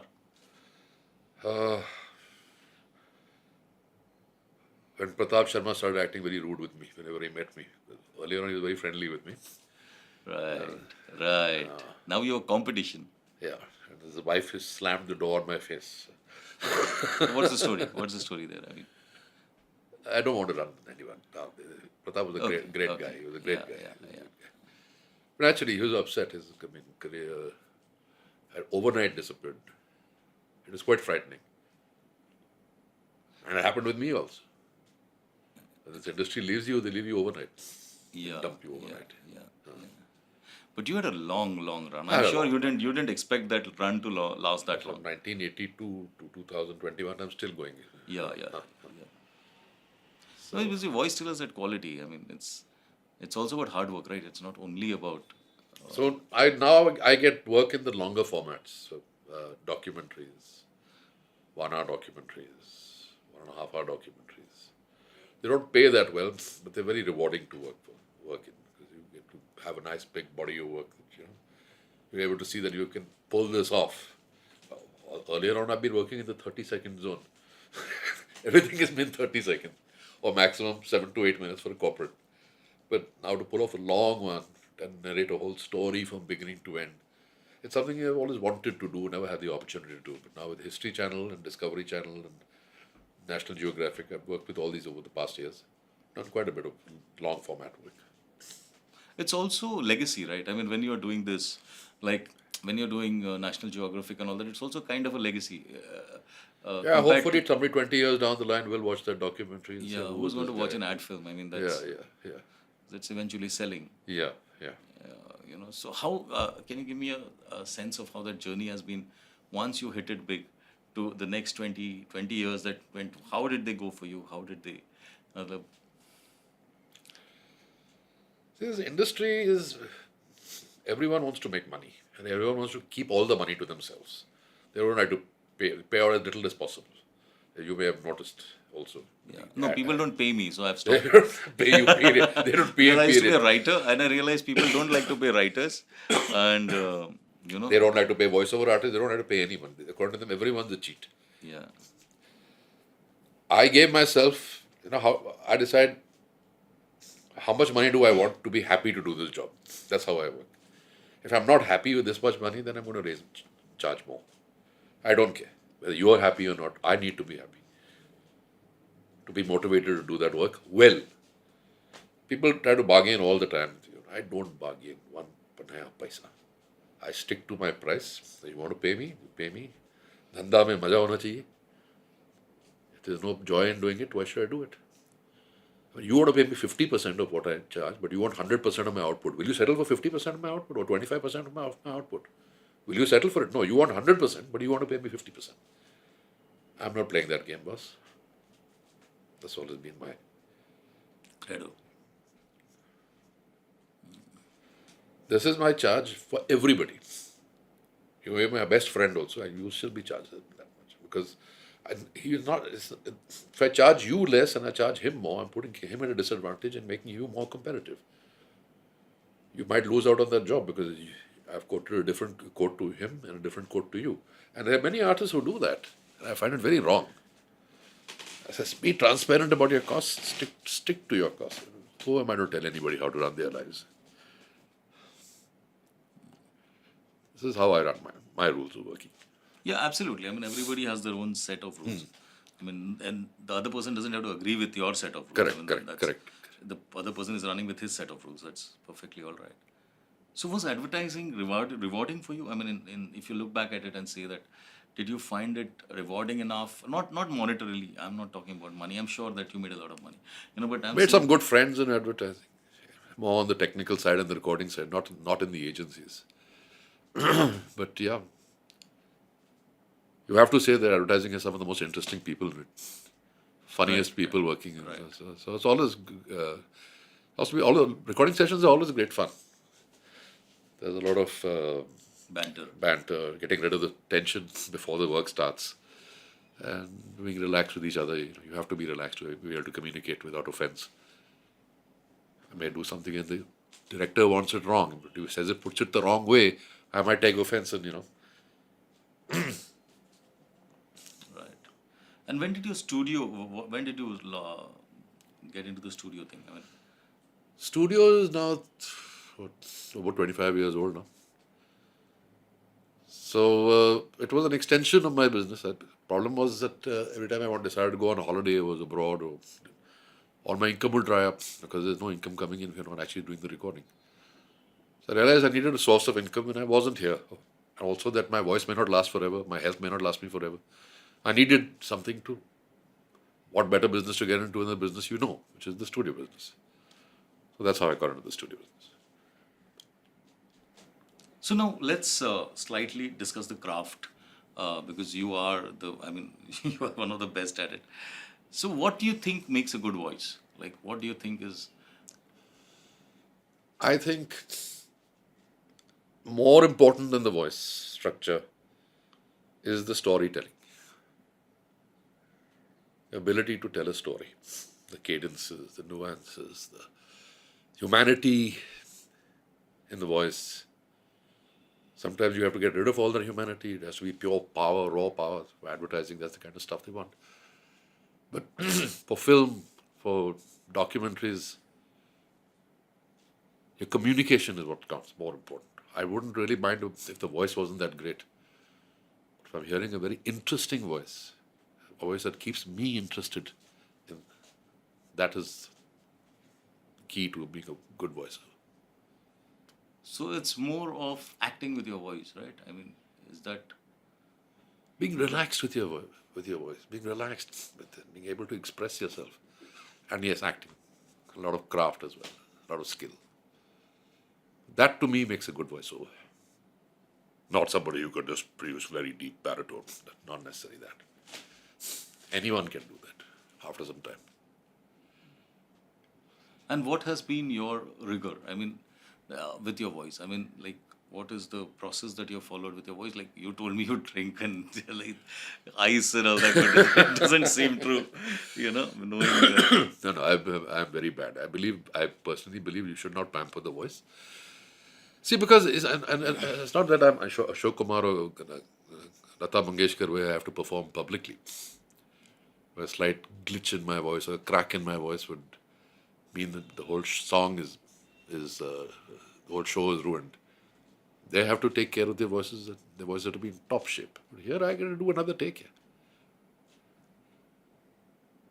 Multiple takes, as many takes as I want till I get it right. I don't have to worry about that. I mean, yeah, I do have to take some care of my voice, for which there's betadine, gargle. On a bad day, betadine, gargle, and you're good to go. Or heal. These things help. It's best to avoid eating fried food and stuff like that, but hey, a nice plate of fried chicken put in front of you, you go ahead and eat it. Just don't do it every day, that's all. So if you pamper it too much, you get too fussy about it and become a little delicate dolly. And then you're in trouble. You toughen it up a little bit. Yeah. So it's open to. I mean, even the client will understand then, that it is. Otherwise, it's like, तो तुम ही इतना करेगा तो फिर वो जरा सा भी होगा तो he'll only say कि यार ये क्या है वो. There are some sound engineers like that. Nikhil ji आज वो बात नहीं हो रही तुम्हारी आवाज में. कौन सी बात? वो तो उस दिन आपने किया था वो एक रिंग आ रहा था आवाज में. आज वो रिंग नहीं आ रहा. तो ऐसे कीजिए. अगर मैं रिंग निकालूं तुम क्या काम करोगे? तुम्हारा तो कोई काम ही नहीं है स्टूडियो में, तो आप चले जाओ, मैं रिंग निकाल दूंगा. आपको कुछ करना है आप रिंग निकाल दीजिए. So it's like that, when I'm directing, I mean, when I've heard directors say on, अरे कुछ और करो यार. क्या करो? कुछ और करो. बस क्या करूं? मतलब कुछ और. बस you need to have that skill as a director to tell him what to get. Or where he's wrong, where he's right. He may agree, disagree. She may agree, disagree. That's okay. But you need to have that skill. कि यार ये करना क्या है. You have to guide them in a direction to think. You say कुछ और करो मतलब क्या करूं. It's the same thing. I find this discussion fascinating also because I find it is so similar to acting in how. Oh yeah, voice acting. It's completely voice acting. Yeah, You're the same like standing in front of a camera. Here you're standing there in a vocal booth and a glass, and you've got 20 people looking down at you like a fish in a fish tank, and you have to perform without inhibitions. Right. And there's always somebody interfering. Now, of course, I'm very strict. I don't allow. One person is in the engineer's booth. One director. That's it. You come with 20 flunkies and you want to impress them on how I'm going to make this voiceover guy squirm. Forget it. All 20 out. One person, I will listen to one person. Otherwise, sir, do you think he can do this? Or maybe another one will pop up and say, excuse me, why don't you try one like this? There's like so amateurish and schoolgirl. Nothing professional about it. One person has to come for the recording. That's it. I'm only going to listen to one person's opinion. Otherwise, you don't know what to do. You get totally confused. When I have recorded with you, I mean, the few times that I've recorded with you, and that's why I actually cast you for Vartak, where you had this long speech, you remember? On that thing was that I realized that you had that sense of writing more than anything else. It's another thing to say it. Okay, you will say it anyway. And I'll also say it for that matter. But I'm saying that's not the skill. That's. I mean, the voice and all is obviously. It all starts in the writing, boss. In the writing. Writing is not right. You're never going to get it right. Yeah. Because when I used to come to you with the script and used to make those corrections that I said earlier, and you used to see to it how it, and this is what I believe in writing, because if you draw Vartak ka dialogues and all that, and it's like boss वो तेरे दिमाग में ठीक लगना चाहिए. बाकी फिर आ जाता है मुंह से, जबान से आ जाता है. And sometimes you have to guide actors in terms of with दिमाग से ये देखो ऐसे है. Most actors or some stars will also have an ego कि I might interpret करेगा and all that, which is okay. But I am saying that it's also about that it has to have that lay. I mean, that sur it has to have, that sur has to go in. And I felt that when I was recording with you, I felt, boss, this is a pioneer in his craft, or whatever, the proponent on his craft, and he's actually doing it like he understands that, boss, ye aaya hai, because those Reliance voiceovers used to be very long. Yeah. Because those films were like 6 minutes and all that, so they were long voiceovers, and you used to have that, you used to get that sur into those words, and I found that fascinating, honestly. But you never watched me in my script when I handle the script, that process. I have my own language. I have seen that, I think. No. Of curlicues and waves and dips. It's like music. It's like write. So I write my. You draw a diagram or something? I draw little clues. That's why I insist my scripts come in 14 font double space. So there's enough place for me to make my little notes and jot. But can you give an example of this? Because this seems so like. Okay. Could you hold on a second? You can read this if you want. I mean, this is also there. And you got a pen on you? Yeah, I got a pen on me. Here. So it's like. Come here. The British East India Company. Just a minute. Okay. I want to share it with you, so that's why I was. Yeah, I'll stand there, no? I'll stand there. Okay. That's easier, Okay. Yeah. So basically, there's normally one word that really, in a sentence, that needs to be, normally one word needs to be really emphasized, not more than that. Right. So the British East India But Company. what I'll do is, listen, I'll just read this paragraph, and then you you do it your way, Okay, because okay. I'll read it, it won't be what you will do, right? Okay. So that is it. So this paragraph reads like what Nikhil just got for me. It reads like the British East India Company had ruled India for nearly 100 years before an unexpected Sepoy mutiny led to the collapse of the world's most successful corporation. Company rule ended in 1857 and the era of the Raj commenced. India was now under direct authority of the British government and the crown. Okay, so this is the line. I will try to take a picture of this and this top part, and I'll put it on in the show notes if I can. If I can't, this is how it reads. And now Nikhil is going to tell you how, when he got it the first time, how he analyzed it and how he ended up with it. I mean, what he did with it. Yeah, so let's take a look at this. So first thing you must do is know when to stop and when you're going to run out of breath. So you mark your stops. The British, first you do a cold read. Don't try and figure anything out. Do a cold read, understand what the subject matter is.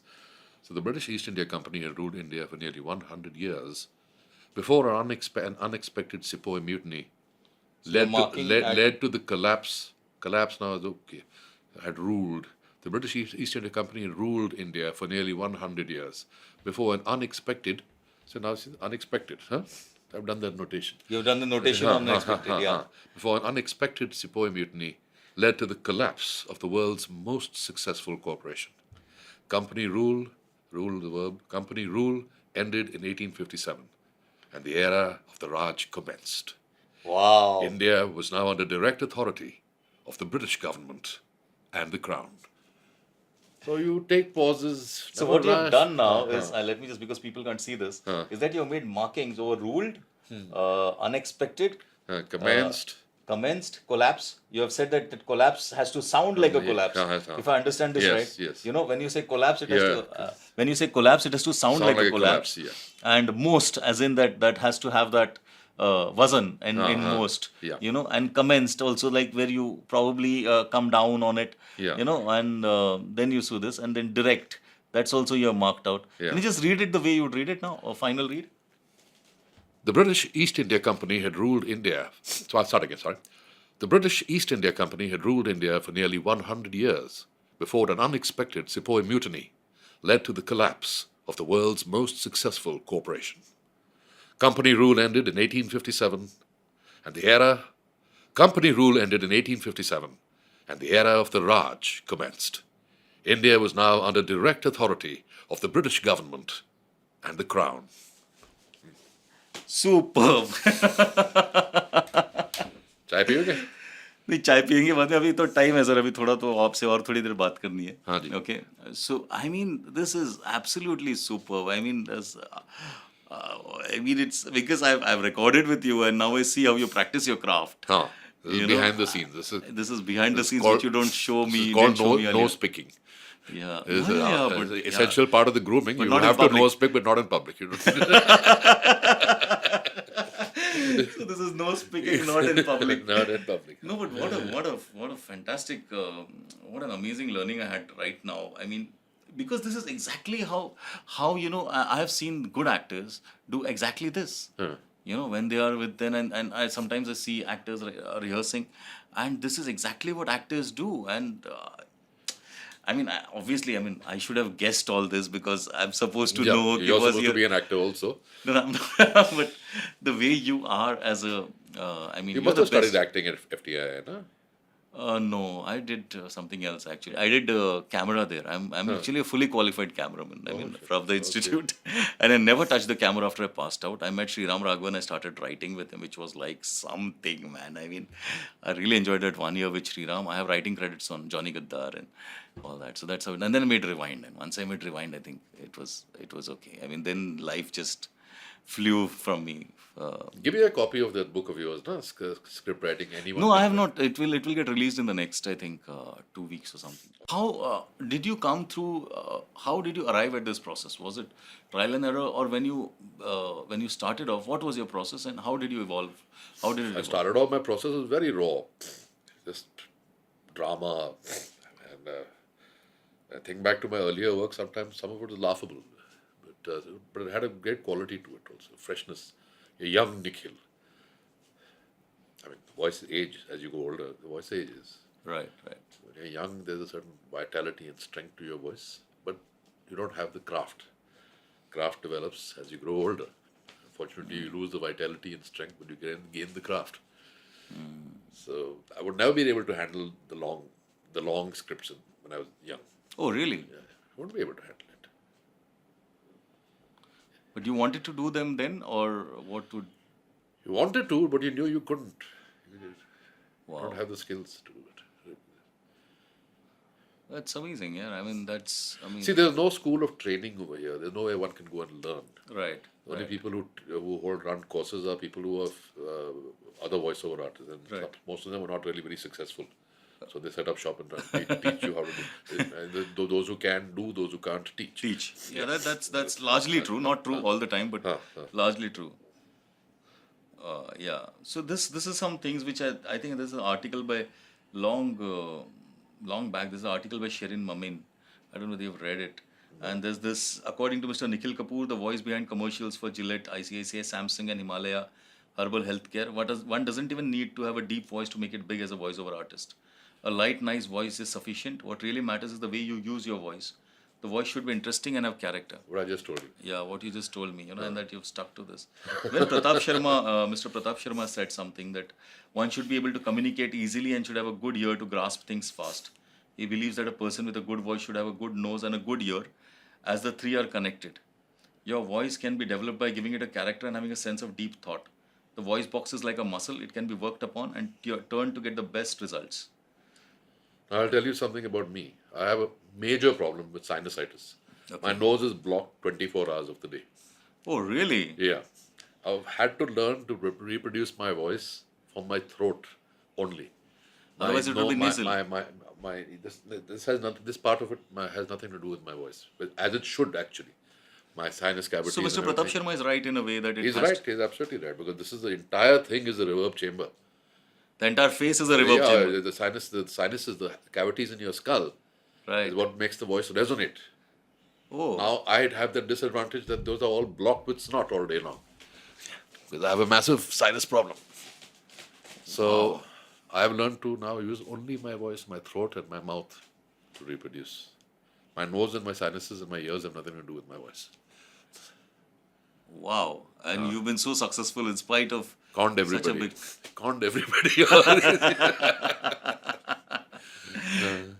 No, but it's also within your, मतलब सब लोग नहीं कर सकते ये एक बहुत simple सा matter of fact है. Then there's someone else who's saying that having a great voice only takes you halfway. You must also have an excellent command over the language you want to specialize in, as the power of expression is strongly linked to your comfort levels with the language. Yep. Who says this? I don't know that. I just got parts of it, but this is Well from the said. Sherin Memin. So then there's something else which says a voiceover artist can have his own style. In fact, the difference in style is what distinguishes one voice from another. Absolutely. But there is also the danger of being typecast. This is the only article which I found where, there are all these voiceover artists had said. And I really liked it. That's why I'm reading it out. But then there is also the danger of being typecast. Since people always want to hear something new, it's better to add range to one's voice. Employ different tricks of the trade. Add variety and be innovative, says Mr. Nikhil Kapoor. But if you're working for a specific target, for a specific project, it's better to employ a particular style or to go according to what the customer wants. The voice is more mental and cerebral. Keep your ears open, understand the brief and the job, adds Mr. Kapoor. So it's a Mr. Khados Wadia. I never heard this. Khados Wadia. Yeah. Okay, this was I have never heard this. The voice that brought to life the advertisements for De Beers, Reed and Taylor and Cadbury's insists that a voiceover artist has to be crazy, as he feels any given situation is wacky. The challenge lies in making the wackiness sound authentic. This is something I think this is something important, I guess, with Mr. Pratap Sharma again, feels that after all, a good voice is something you can use to your advantage even in daily life, be it for a job interviews, corporate presentations, or public speech. A good voice with proper diction is also an essential requirement for call center and training related jobs or whatever. But I think the voice is, I think that's all invalid now. Now it doesn't matter. There's a good voice, yeah, but not a South Bombay or Stephen College educated voice is actually be held against you today. yeah, that is so true. That is actually, Yeah. because I remember. Everything has come full circle now. People are more proud of their own languages, their mother tongues. So English is on its way out. So it's really going to go much faster than we anticipate. Oh, is that what you think? Yeah. It's only going to be there for a very niche clientele who wants to talk to clients abroad, who wants to talk to international clients. But India is going to go all very much local. Varnak. Huh? Local, colloquial, not Varna. Why should you call it Colloquial. Varna? Colloquial. Huh. It's going to be colloquial. Yeah. So It's already on its way there. Yeah. Fast moving. So like even when we are speaking, I'm using English words and I'm using Hindi words in the middle of what I'm saying, and you are doing that. I'm doing the same thing. Yeah, right. And there used to be a different breed, which was like a South Bombay English. So you're so Yeah. right. I didn't, because there were people with me there when I was studying, and particularly when I was doing my MBA. There were some people, and you could see that difference in the English vis-a-vis others. I mean, like, there was this, either some of us, I don't have so much of a Marathi tinge, but I mean, there were people who would speak with that Maharashtrian accent, or there's people who would. Now it's all got very acceptable. It's all got very acceptable. Yeah. It's now about communication, I guess, rather than. Elitism has gone out of the window, no? Yeah. But earlier on, if you spoke good English, you were part of the elite. Now, you see the people from the smaller towns have come and they've come to grab their share of glory. They want it as well. They want a share of that pie. That hunger. No, they're very hungry, and they're no longer going to take it lying down that the lack of English stands as a disadvantage to them. They're not going to accept that anymore. And I think the internet has actually democratized a lot of things. Like TikTok and all that. Those people are actually, you won't believe how much money they earn, just because they're making TikTok videos, and they're making TikTok videos every day. And then there's some brand they'll be called to open some shop, and they'll be paid for that. It's something is unimaginable, say, around. You are not a star. You suddenly become a star because you have 1 million followers, you have an own audience. So this whole thing of a creator being having his own audience, it's now happening in pockets. Like, it's happening even in politics, actually. Yeah. You're going to have your audience with this podcast. Yeah, absolutely. That's how it has to be. That I guess that it's everybody will have their own audience, and it's all going to be echo chambers. Though we keep on saying on WhatsApp, echo chamber hai, but actually that is the eventuality of everything. That it is going to be an echo chamber. Everything is going to be an echo chamber, because it's impossible. Because anyway, we are not so community driven now. I guess we are like all self-driven. And everybody is like, मेरा ये belief system है, तो ये मेरा system ये मेरा system है, ये लोग मेरे को जम के. I'm correct. Everyone else is wrong. Yeah, and you find people who think that they are all who are correct. You think you are correct, or who have their views who match with yours, and then you make that echo chamber. And it just depends on how big your echo chamber is, I guess. That's all that is there. Problem is the good, intelligent debate has gone out of the window. Yeah. Nobody wants to debate anymore. Either I'm right or you're wrong. No. Yeah. Debate is one thing. I think facts have gone out of the window. I mean, that's a bigger problem, I guess. Facts have gone. History has gone out of the window. You can't tell everybody that this up. Like I was drinking with a friend some time back, and I said, boss, ये ऐसा है, तू ये बोल रहा है, लेकिन ये ऐसा है, तो मैं तेरे को बता रहा हूँ, तू ये check कर ले. He's not going to check it. He's not going to check it. He's sure. He's sure. He's not sure also. He's sure that I'm right. And that is why he's not going to check it. The reason for not checking is this, that he knows that I'm right. Because he knows. And even if you Google it for him and show it to him over there, he'll read it over there, he's not going to accept it. Yeah. So we've reached this great time in this. So how do you see, I mean, I feel, I mean, now I'm a poker player, actually. I've played a lot of poker, honestly. Okay. Yeah.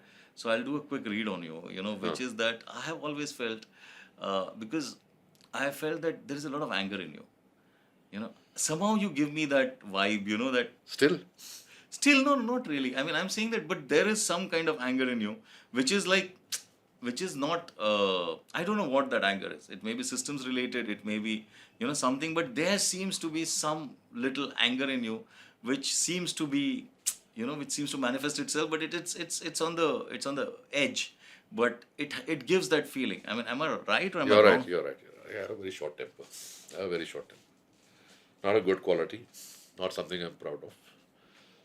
But see, being the youngest of three children, always ganged up upon by your brothers. Always. Always. Huh.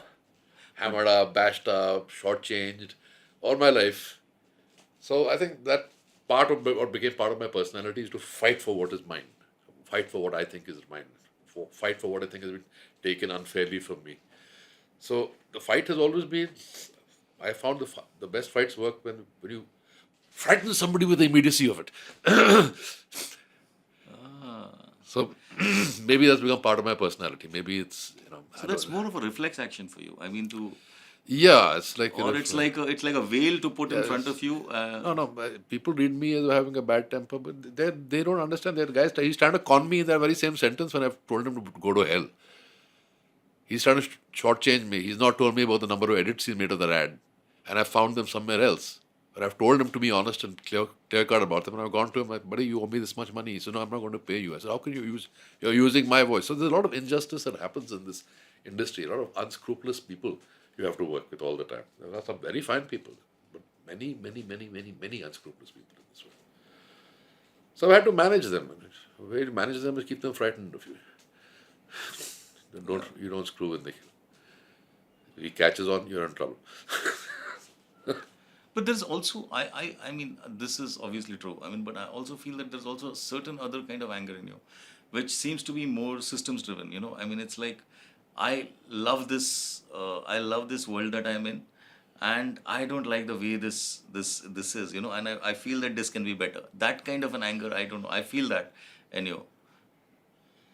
Yeah, who doesn't wish for an utopian world? But you're not going to get it.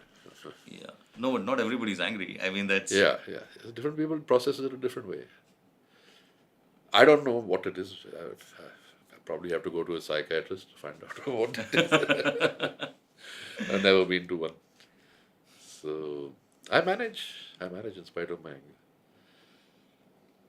anger. I basically think that angers me is injustice, that's all.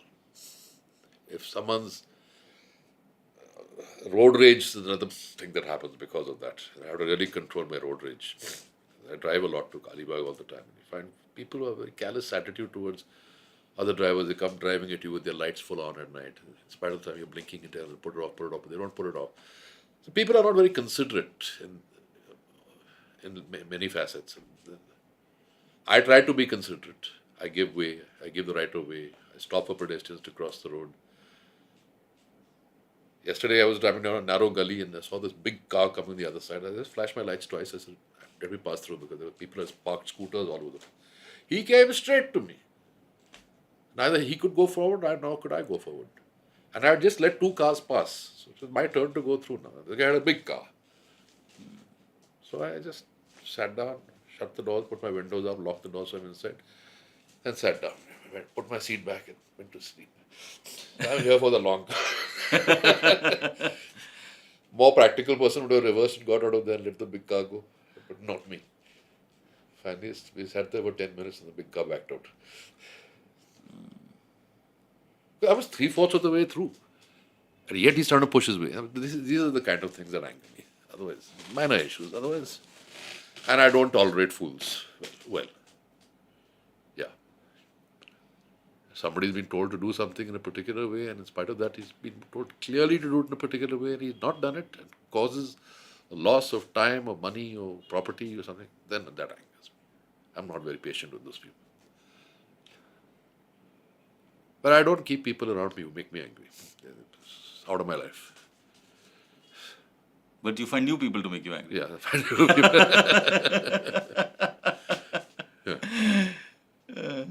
How do you see your life? I mean, as in, when you look back now, because you are at that age where I think you reflect and you say that How Yeah, I'm because almost that's- 60 now. Yeah. Yeah. And how do you see success? And because I think you've been extremely successful. I mean, what I was saying is that I had saw this Salman Khan interview some long time back, and he was talking about Kumar Gaurav, and then he said like, how many people have seen like people say Kumar Gaurav, Gadai, and all that whatever they say. But just tell me how many people have seen the frenzy that Kumar Gaurav saw. When he was a big star, when after Love Story, and he was a big star, and it was success. I think that for you, someone like you have seen big time success, and you have seen it for a really long time. I mean, maybe it's all because every time. I mean, It's waning now. It's waning. It's nowhere where it was. It's no, much of course, less. it will wane sometime or the other.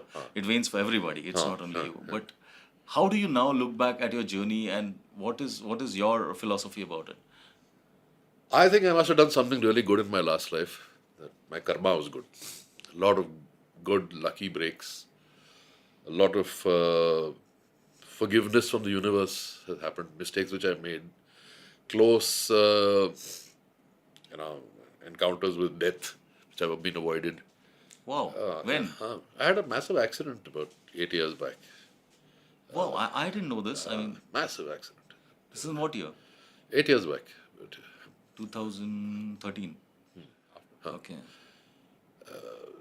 kid ran across the road last minute. I swerved. I was driving a big car captive. I was driving fast.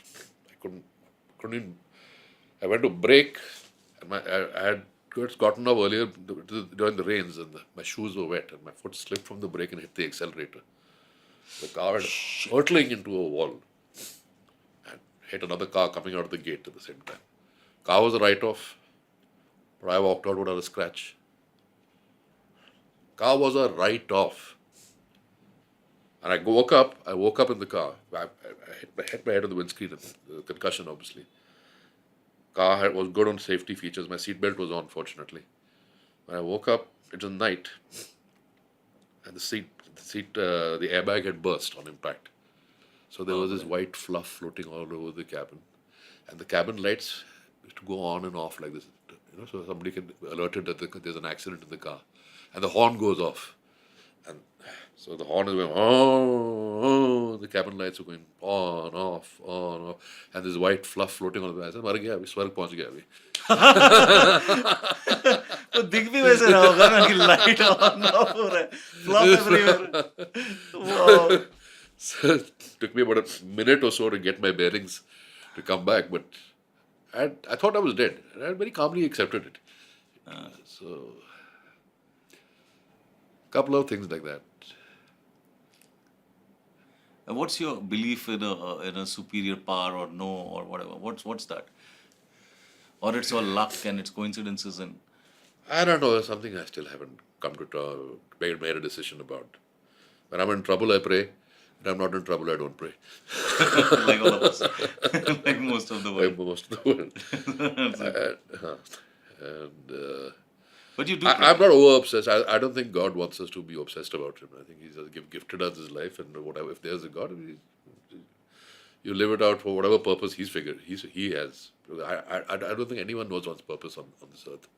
Nobody knows why we're here. Actually, anyone who claims he does is a liar. So, and I don't think He wants us to extol Him and sing His praises and gift Him pour milk in the rivers for Him. I think He's got it all Himself. What does He need us for? Right? Yeah. If God exists, then this is how it will be.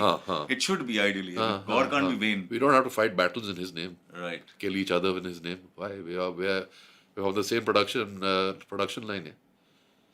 Correct? Right. Of course. My heart can go be transplanted to your heart. Your liver can come to me. And whether you're Hindu, Muslim, Christian, you can go to each other. So all our parts are interchangeable. Our blood is interchangeable. Why do we think we're different? It's for one God who no one has ever seen or heard, or can maybe prove, never will. no one can prove exists. So that's why I don't get into religion. I think it's the biggest waste of time ever. Go to a mandir, it's only a mandir to see for its architecture, that's all. You will not find me in front of the God praying. But you still do believe that your life was a series of like those stories are fascinating. That about that girl, and then how you went, and then that Bridge G saying that boss, "Arey tu karega kya? Tu kar aage." And that Alek Padamsi story, that's a bizarre story. Bizarre Anybody story. can do it. This boy can do it, and that boy becomes the voice of the country. I mean, it's becomes the biggest voiceover artist Alec in the doesn't country. remember this. Didn't remember this incident until I reminded him about many years later. What did he say when you reminded him? Yeah. Oh my God! Now you're this monster. Which is true. Alec was a lovely guy. Great man. And then I'll come to just wrapping it up in the sense that. So, do you have any regrets that you saw a lot of success? Any regrets that you feel that it's in your life of whatever 63 years, which could have been better, which could have been done differently?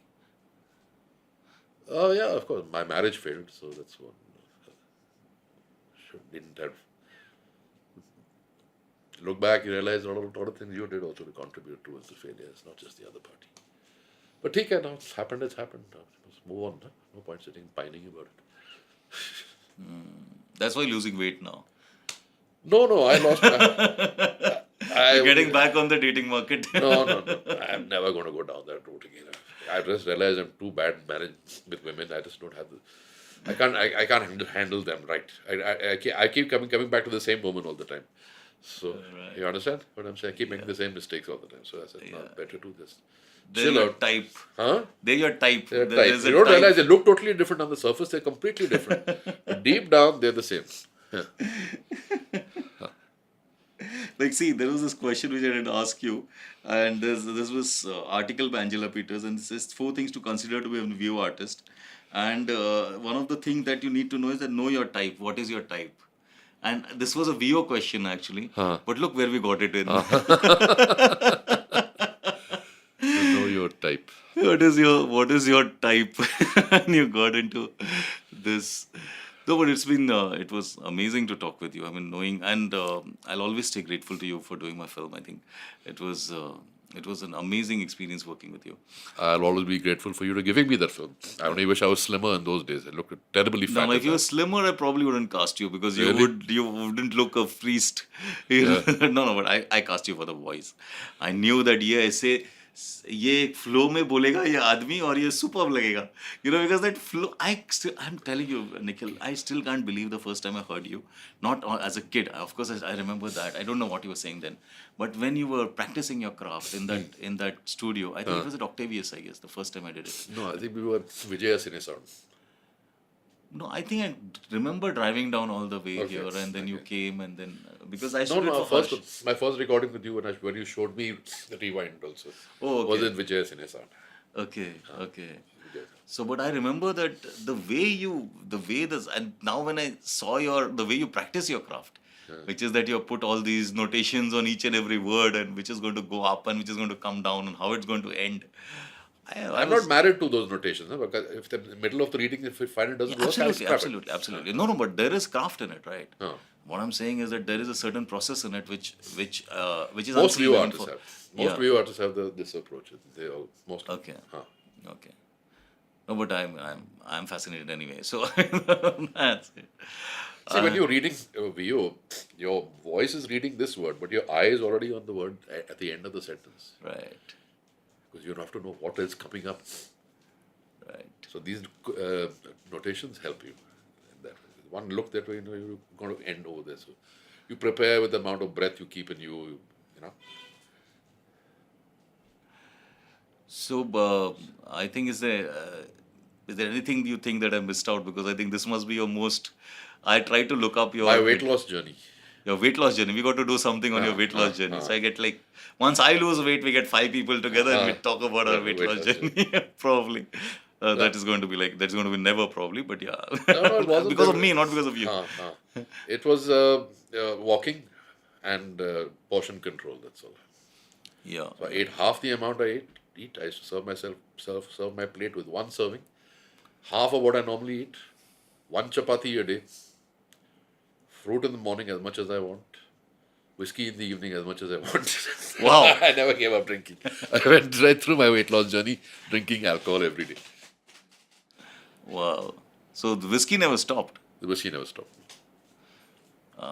But no chicken with it, no tandoori with it, or just the whiskey. No. Like I said, portion control. You can't snack. You got to, everything you put into your mouth is going into you, is getting stored as fat. Then you're never going to lose that weight. So your body has to be in a deficiency. Right. No, and it's also, I think because I had lost around 20 kgs long time back, and I realized that this whole keto, bito, ye wo sab work nahi karta hai, because they tell you eat only this, eat only that.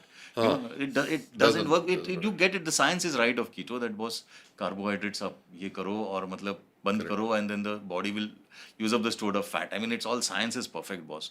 But in this country, if you see a jalebi, you want to eat it. If you see a gulab jamun, you want to eat it. The only thing that you can stop is that you can do portion control. You know, there's nothing really else. But anyway, we should keep all that for later. And it was such a pleasure talking with you. You know, Likewise, sir. Because you are I am telling you, in my head at least, and you are the Amitabh Bachchan of voiceovers.